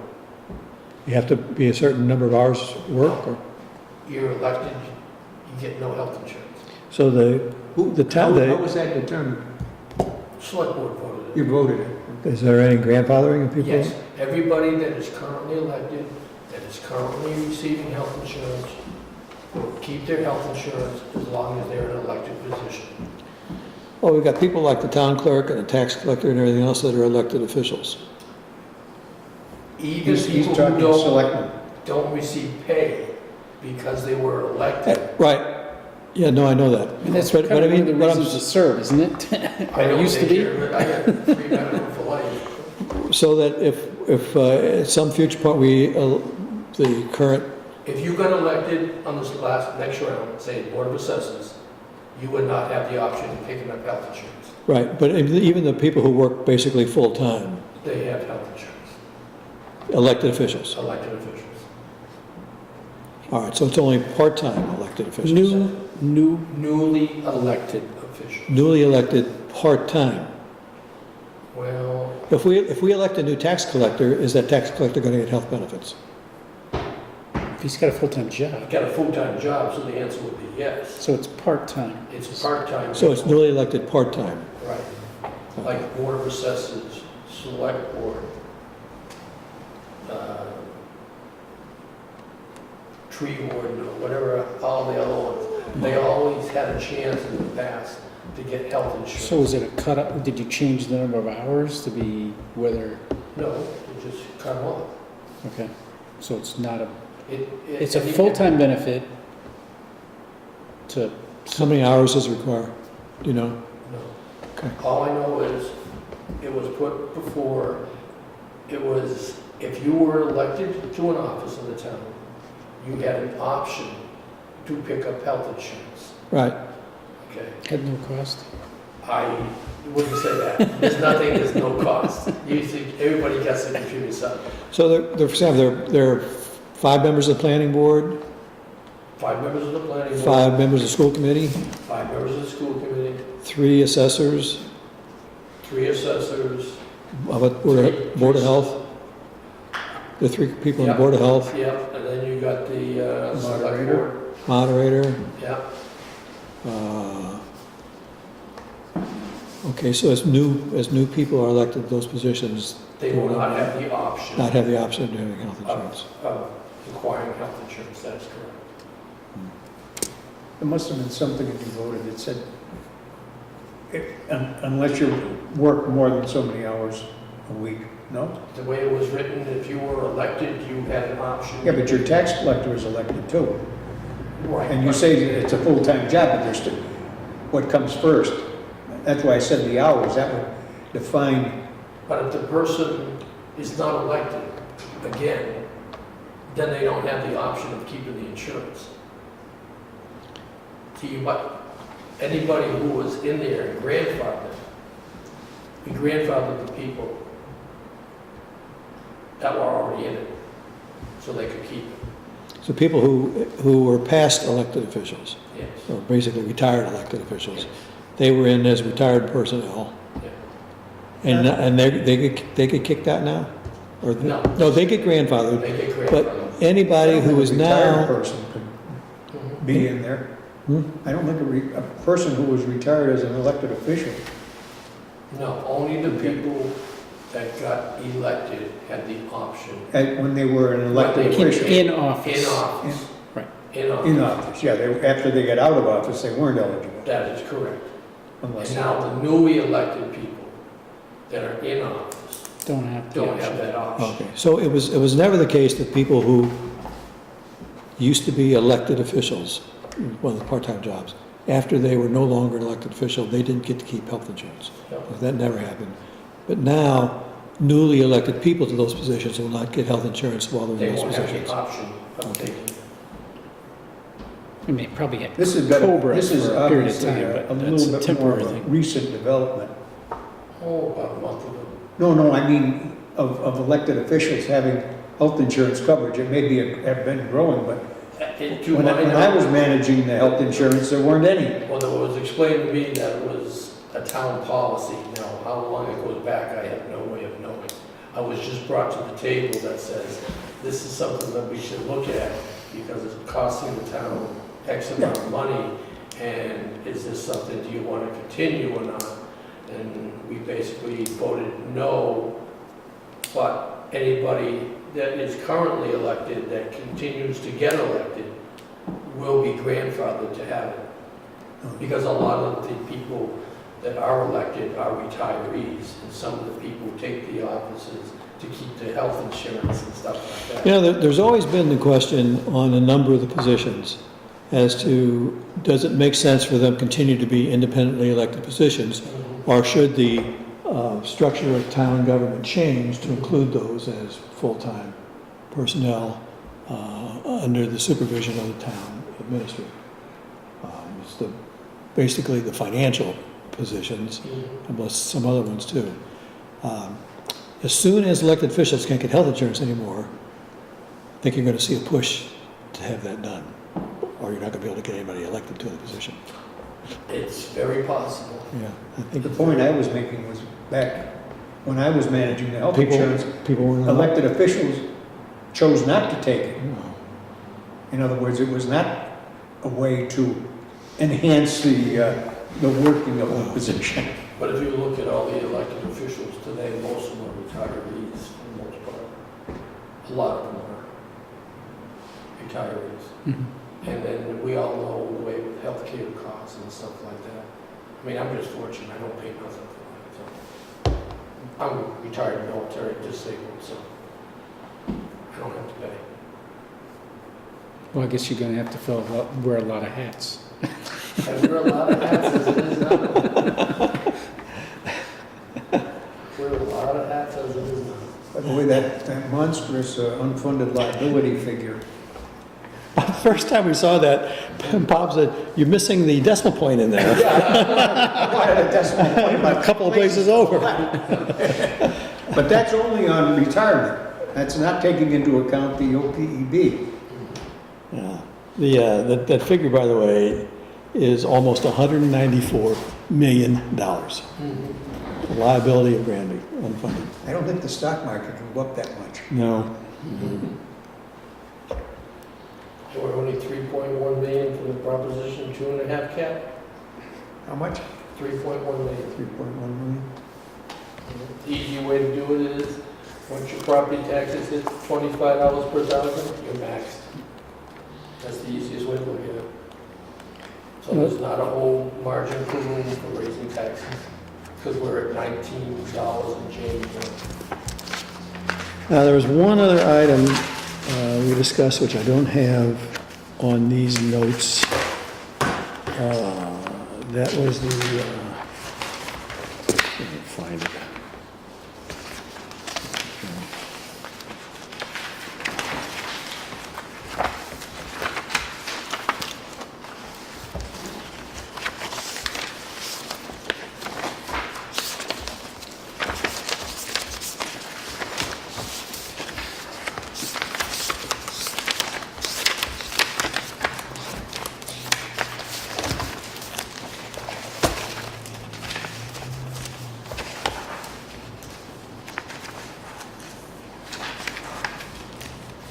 Which one is it? Anyway?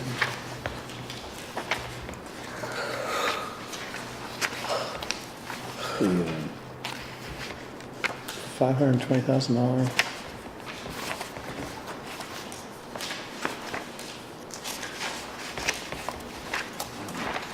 There's a note I had taken on the budget instead of as a separate question. So it did not make it into. Oh, it's something, you wrote something down.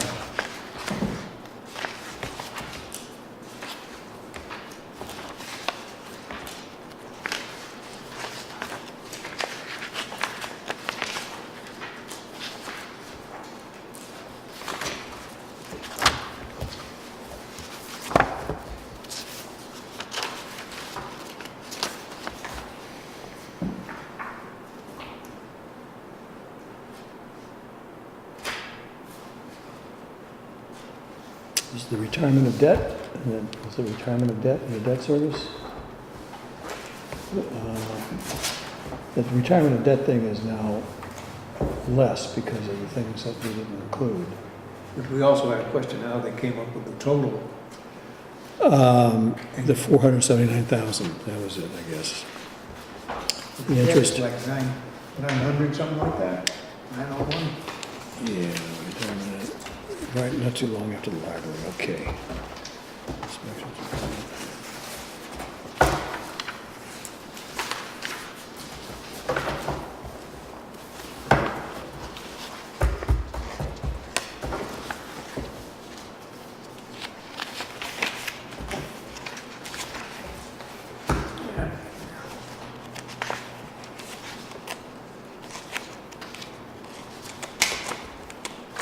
Determinant debt is 710. 750 is interest.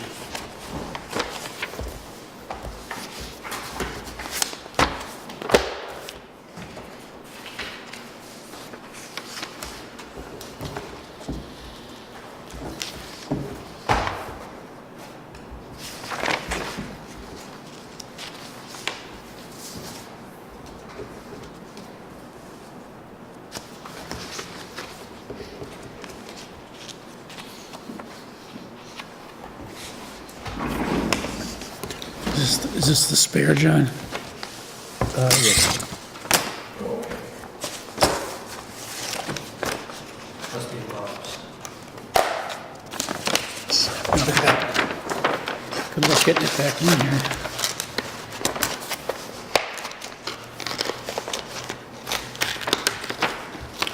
We couldn't figure out where this 41.8. and apparently it's now 160,000, but it wasn't obvious from the packet sheets. And we No, were- but Chris was He gonna was send gonna us, send he was something, gonna yeah. send us a Yeah. new debt Yeah. schedule Yeah, showing it. yeah, I haven't gotten that yet. My recollection was it was in the shaded stuff, but I don't know Yeah, that that all adds up. it I didn't didn't add up, verify that. it didn't add up to that figure. Right.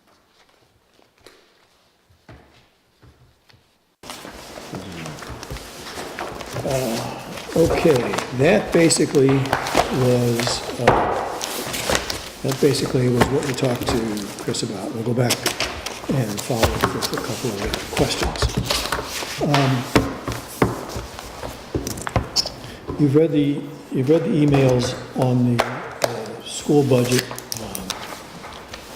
I have not yet received a budget with the corrections made based upon the last memo that we sent on in, though they said the corrections were made. And they must have made some other changes too, because there's a email from, from the school superintendent to Chris, saying that they're going to come in at minimum plus 305. So, and to do that, then they would have had to adjust, after I wrote that one email that said, here's some changes I've made, and I haven't seen a response to that yet, but they've done something to the budget, that they've adjusted other things too, that they're still back at minimum plus 305. And myself personally, I have a problem with that. If you don't know how I do stuff, I have a folder on every committee we have, and I watch every YouTube. And if I see or hear something, I have a copy of everybody's agenda, and I will make a notation, date, timestamp of that, and I copy it down. And going back as far as last year of the school, they came in at the end of last year's budget when they hired the second grade teacher and stuff. And they needed so much more money to close out last year's budget. Close it out. You're talking Last year's.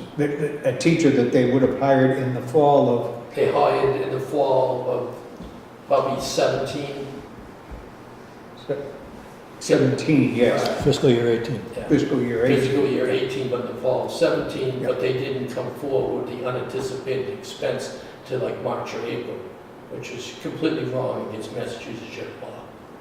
Because when they hit the end of their budget year, they didn't have enough money to pay the teacher and other things.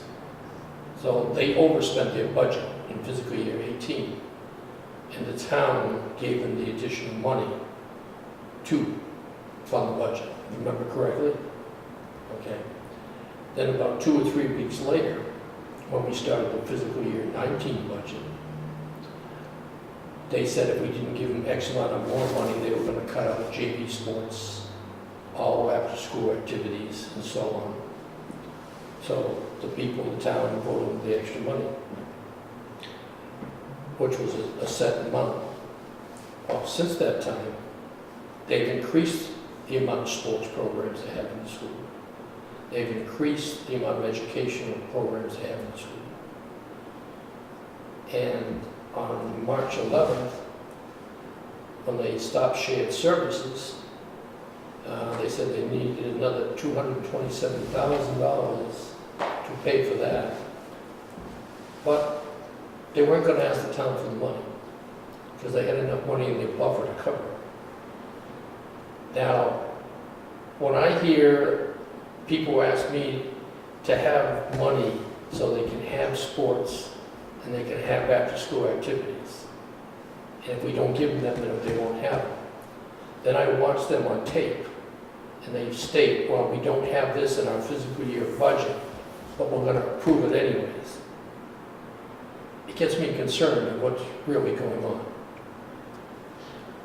And that was done both in sports and to include equipment, coaches, scoreboards, the whole, whatever was required. Then they increased their educational opportunities in the program as well. Where do they have the data to show that they needed the extra money at the beginning of this fiscal year without cutting out, because otherwise they would have cut out the sports and cut out the after school. Now they have excess money. I don't have an explanation. And these are the type of questions that when we meet as a joint committee that I plan on asking. And if they want to know the date, time, stamp that they stated it on YouTube, I have it all in the records. So one of those questions has already been asked Okay. in the memo that you sent over.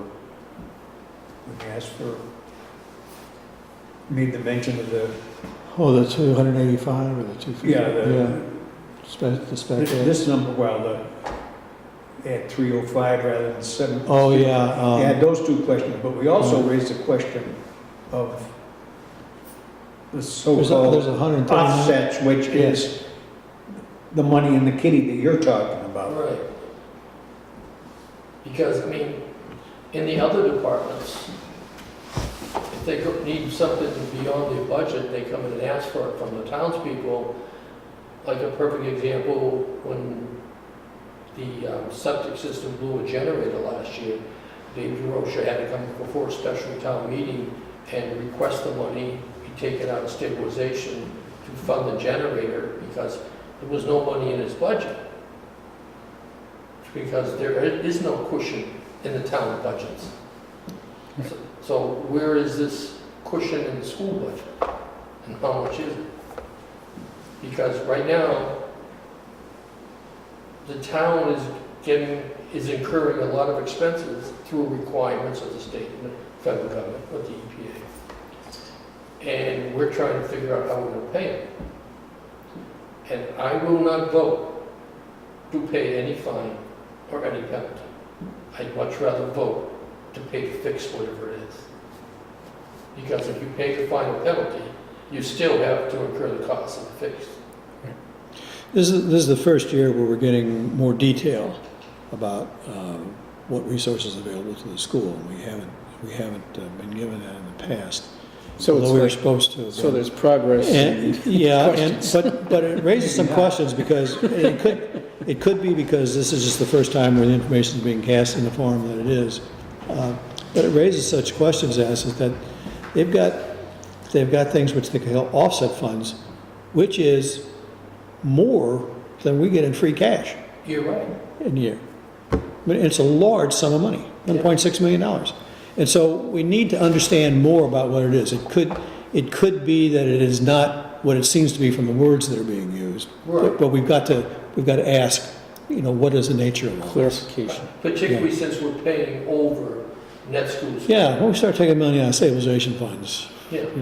you really, The stabilization funds are pretty low, and well, with the needs that we're gonna have when the whole water system in town, which is now clear that it's gonna, town's gonna be in trouble if it That's doesn't do something about because I water. don't want to see those interest rates raised as we do each segment. If we don't have enough money in the stabilization fund, then the bond ratings go down and the interest rates go up.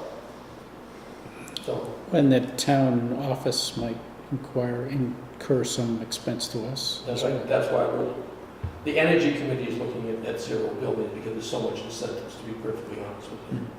Just like we looked into refurbishing this building, the inside. But heat, air conditioning, insulation, lights, and all the other buildings. Innovation in new town halls, it's gonna be a bring your own bottled water with you. And clean the bottle after before you throw it away. Unfortunately, at the highway department has the worst water I've seen. It's like Chuck. And I wouldn't drink it. And if you go into CBS, because I know some people who've worked there, it smells like a gas leak.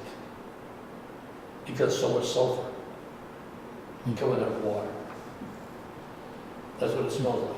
But it's not, it's sulfur out of water. It's not a natural gas leak. So there are a lot of issues with the groundwater on where you're getting from. I'm not saying everywhere in Granby is bad, because it's not. But where it is bad, we're gonna have to address.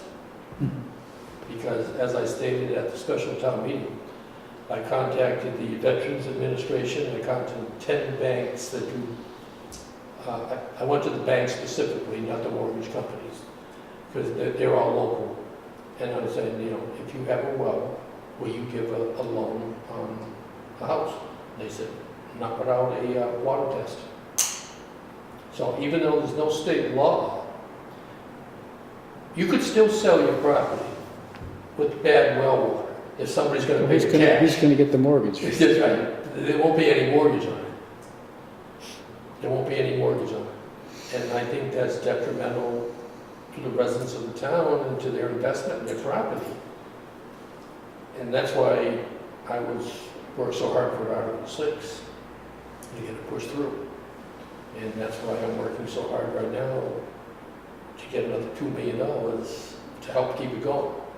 And it's going to be up to the people what they want to do. I mean, if I had the choice, knowing what we have in the schools and everything else like that, I'd like to see water and sewer go up 202. But we can't afford it. That's why I stated at the special town meeting, the slower the state goes on upgrading 202, the better it is for our town. Because we can apply for grants every single year, multiple grants. And So if you apply for the grant, you don't use it, can you accrue it? no, you can't accrue it. I've had this discussion with the lieutenant governor, in fact, as part of it. She's going to let us combine grants, as long as one grant is not paying the in-kind responsibility of the other. Oh, yeah. So Right. she will let us combine grants. We just got to tell her ahead of time what we do. And she doesn't have a problem with that. Now, to answer your question, right now we're putting in for 202, we're putting in for MVP of MassWorks, and we're putting in for USDA. And I'm just putting down Route 202. I'm not saying we're on Route 202, and see how that goes. If I have to get specific and stuff like that, if we get USDA and we get the state, it's easier to go back to the state and get it reclassified to another area. For example, I explained to the Lieutenant Governor that we would like to do Pleasant Street to Morgan Street up through the intersection of New Ludlow Road and East Street where the water pipe comes into the Quabbin. And right now, currently, up to, I want to say Pizza Palace instead of High Street. That's where it's slated to go in fiscal year 2019. But in fiscal year 2020, there is no planned work. No. Yeah, 2020, because 21 is going to be 5 Corners and School Street. So there's a gap there.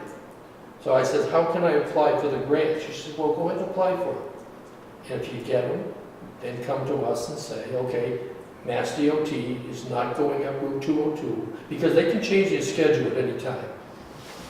I mean, they have their own budget.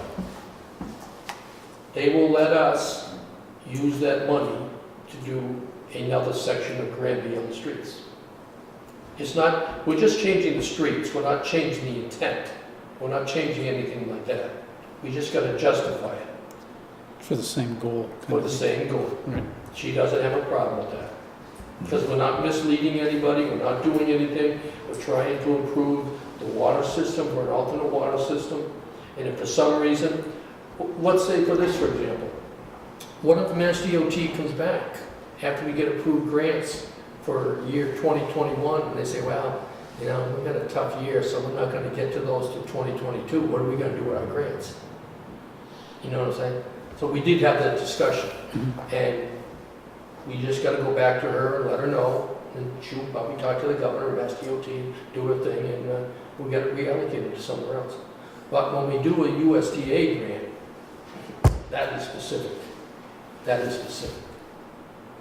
So that's why it's better, if you gotta use the money, we'll use the USDA grant first. Yeah. And then we can renegotiate any state grants from there. And she will let us combine grants. For example, Community Compact, are you familiar with that? No. Okay, Community Compact is a group of best practices in the state, and you can go to mass.gov and read about Community Compact. And if you pick, well, all the grants are competitive, as you know. If you hypothetically pick an IT infrastructure is one of your best practices you want to improve upon, you automatically get so many extra points towards that when you apply for it, if it's one of your Community Compact labels. And I'm in the process of working on that because Granby's Community Compact hasn't been updated since 2015, and it's got to be updated every year. So we don't have any Community Compact right now. So compact is like your things you do well or things you Best need? practices in the state, you see the best practices in the state and you see what you need, and then if you're willing to do that, they will give you so much money. Oh, I see. So they have a proven best practice in our state, and it's called Community Compact, and you can go to mass.gov and read up on it. Oh, and they have a ton. They have a legitimate ton of anything you can think of, best practices in the state. And we're allowed, your first initial year, you were allowed 3, then every year after that, you're allowed 2, and you can change them every year. For example, the town of Agawam just became a green community. One of their community compacts for the last physical year was to become a green community. So when they put in for that grant, they automatically got more points to do that, so they went forward. And this is where we gotta have, this is one reason we really need a planner. We need a master plan in Granby. One of the things that I'm concerned with some of the items in the school budget is, my personal opinion, I have a lot of questions about the planning of it, because I don't want to see us end up like the West Street School roof. If we demolish that building, we still got 6 more years to pay on that roof. I don't want to see that. I don't work like that. And I did mention to John, and I will say it now, one of the questions I'm going to ask them on their IT infrastructure. They have a lot of money in there for IT. I can tell you right now that the junior senior high school is known as the turtle, and the new school is known as the rabbit, because the junior senior high school, the speed going through the lines for the computers is slow. And they're talking about adding more devices to that. And the way I put it to John, when I spoke to John about it, I said, just imagine rush hour anywhere, I-91 or something like that. There's certain times of the day you don't want to go through there because it's clogged up. Well, the rush hour at the school is going to be from the time school starts to the time school ends. Do you have enough line speed and capacity to keep it all flowing through quick, or is it just gonna slow down? And I don't see any planning done on that. And for us to invest the amount of money they want to invest into IT right now, to include positions, I don't think it's gonna work. What I think is gonna happen is the turtle is gonna get even slower. And the people are gonna get frustrated, and we're not gonna get our money's worth. So I think unless they have some documented engineering things, what they're proposing to do, I can't see approving that portion of the budget. So it's infrastructure kind of a thing. Yes, and that should go to capital expense of the town. Should go there, right to there. The school should not be using the net school spending for any capital expenditures. That's not what it's for. The net school spending is for the students. It's not for capital expenses. Well, computer equipment is considered education. There are some, Computer equipment is education, but the infrastructure, the wiring and the stuff in the building and the routers and stuff, all that, that's infrastructure. That's not considered a regular expense. A computer, yes, like this, pick up and move. I don't know whether I agree with you or don't agree with you. Well, that's I mean, the, it's a question of what the definition is and the, well, that's the definition of the federal government, where I came from yeah, contract. but Massachusetts, or the DESE has their own set Right, of but if you go to definitions. the community compact, they will give you money, not only to improve your IT infrastructure, but to have it evaluated, design it, and everything like that. They won't give you money for individual computers.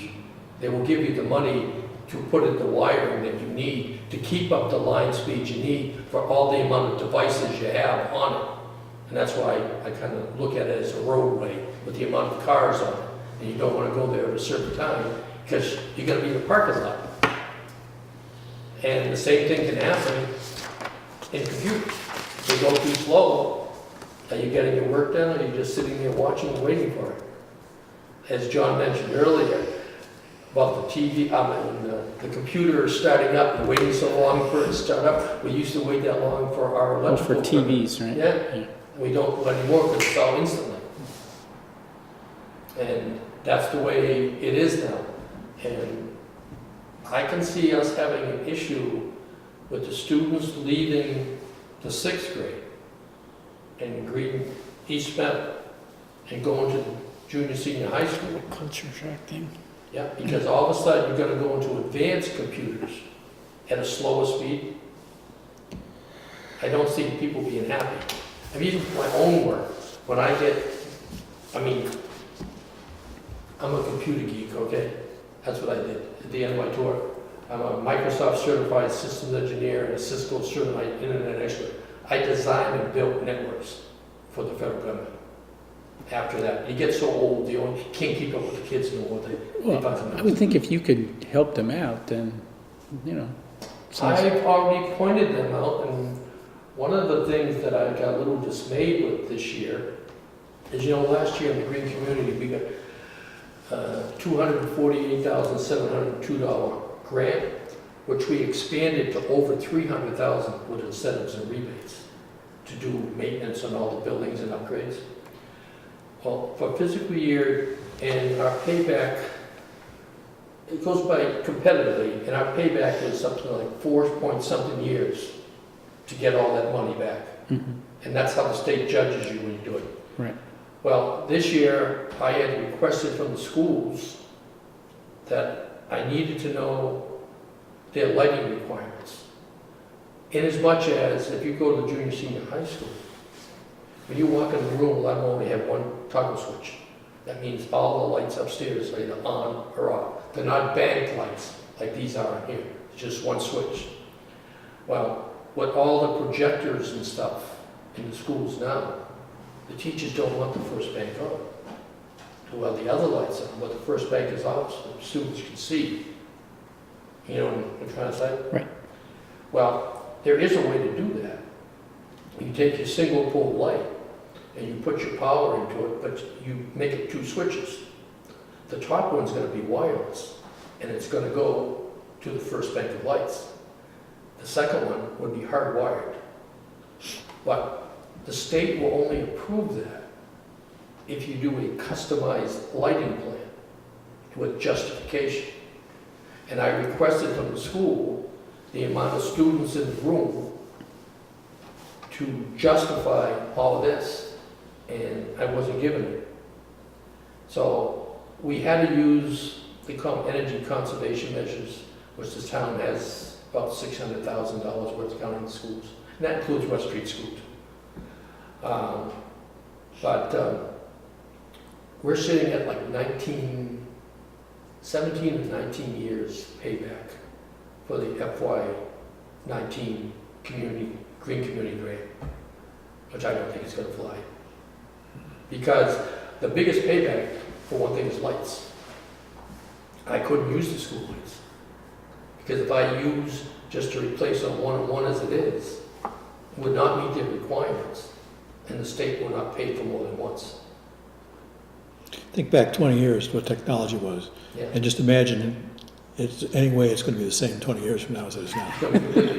I can tell you right now, the LED lights, the school installed, which was wrong.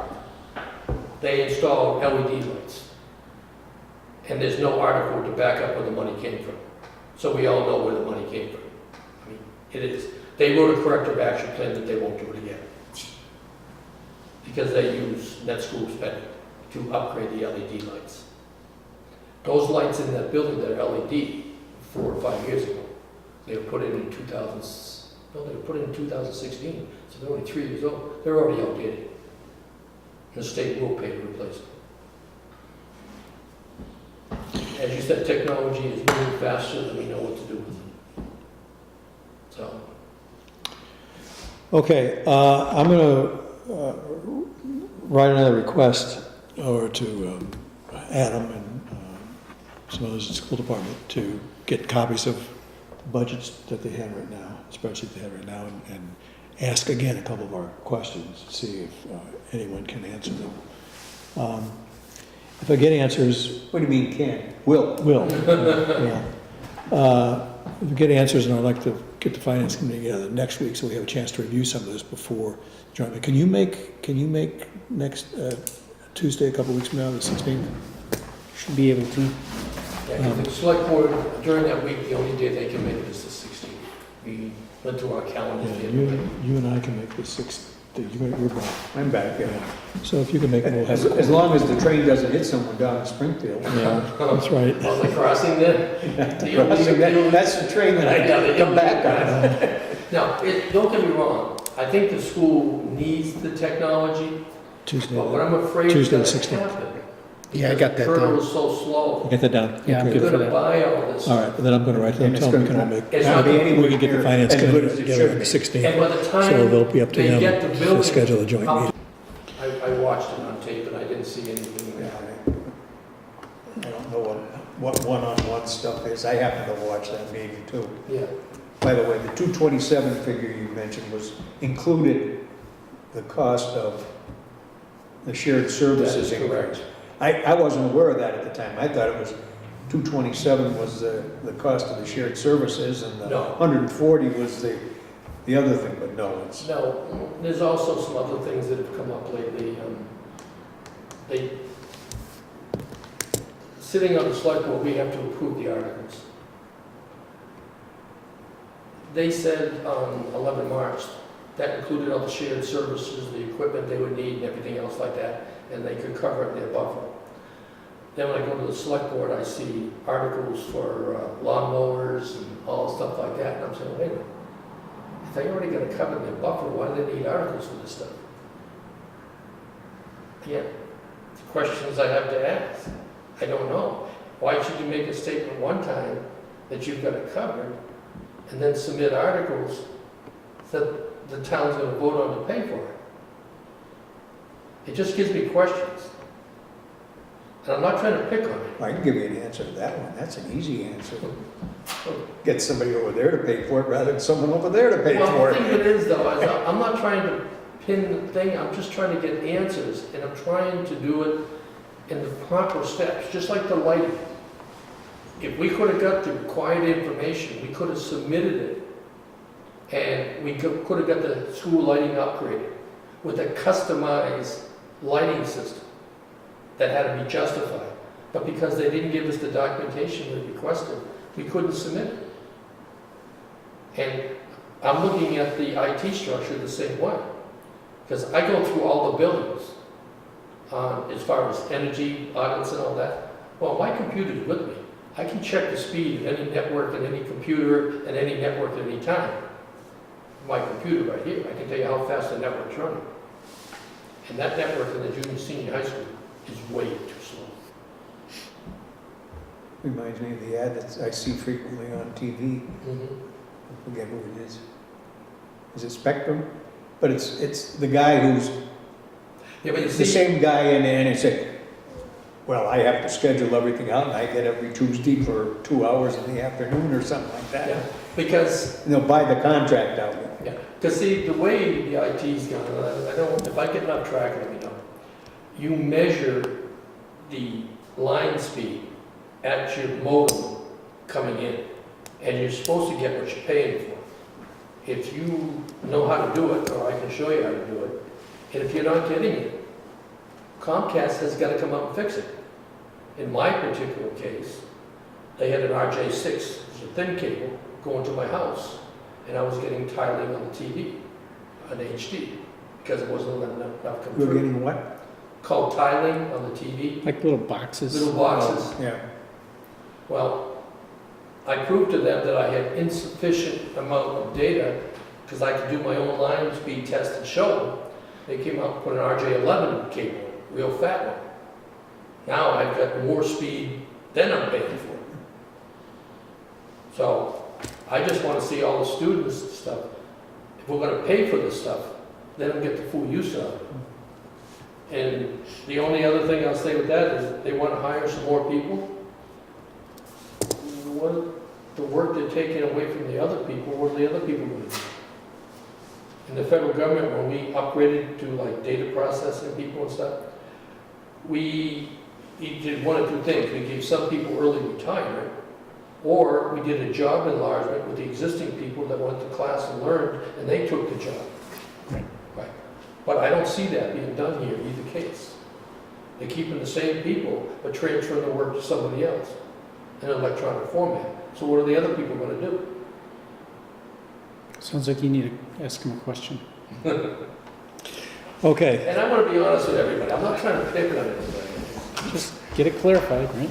let's wrap up the meeting. Again, I'm gonna send out another memo too, and if I get something back, we'll schedule the meeting for next week. But in any case, I'm going to tell everyone that the quorum of the Finance Committee is available on the 16th for a joint meeting, and that we're looking forward to a discussion meeting, not a presentation meeting Okay. about the budget.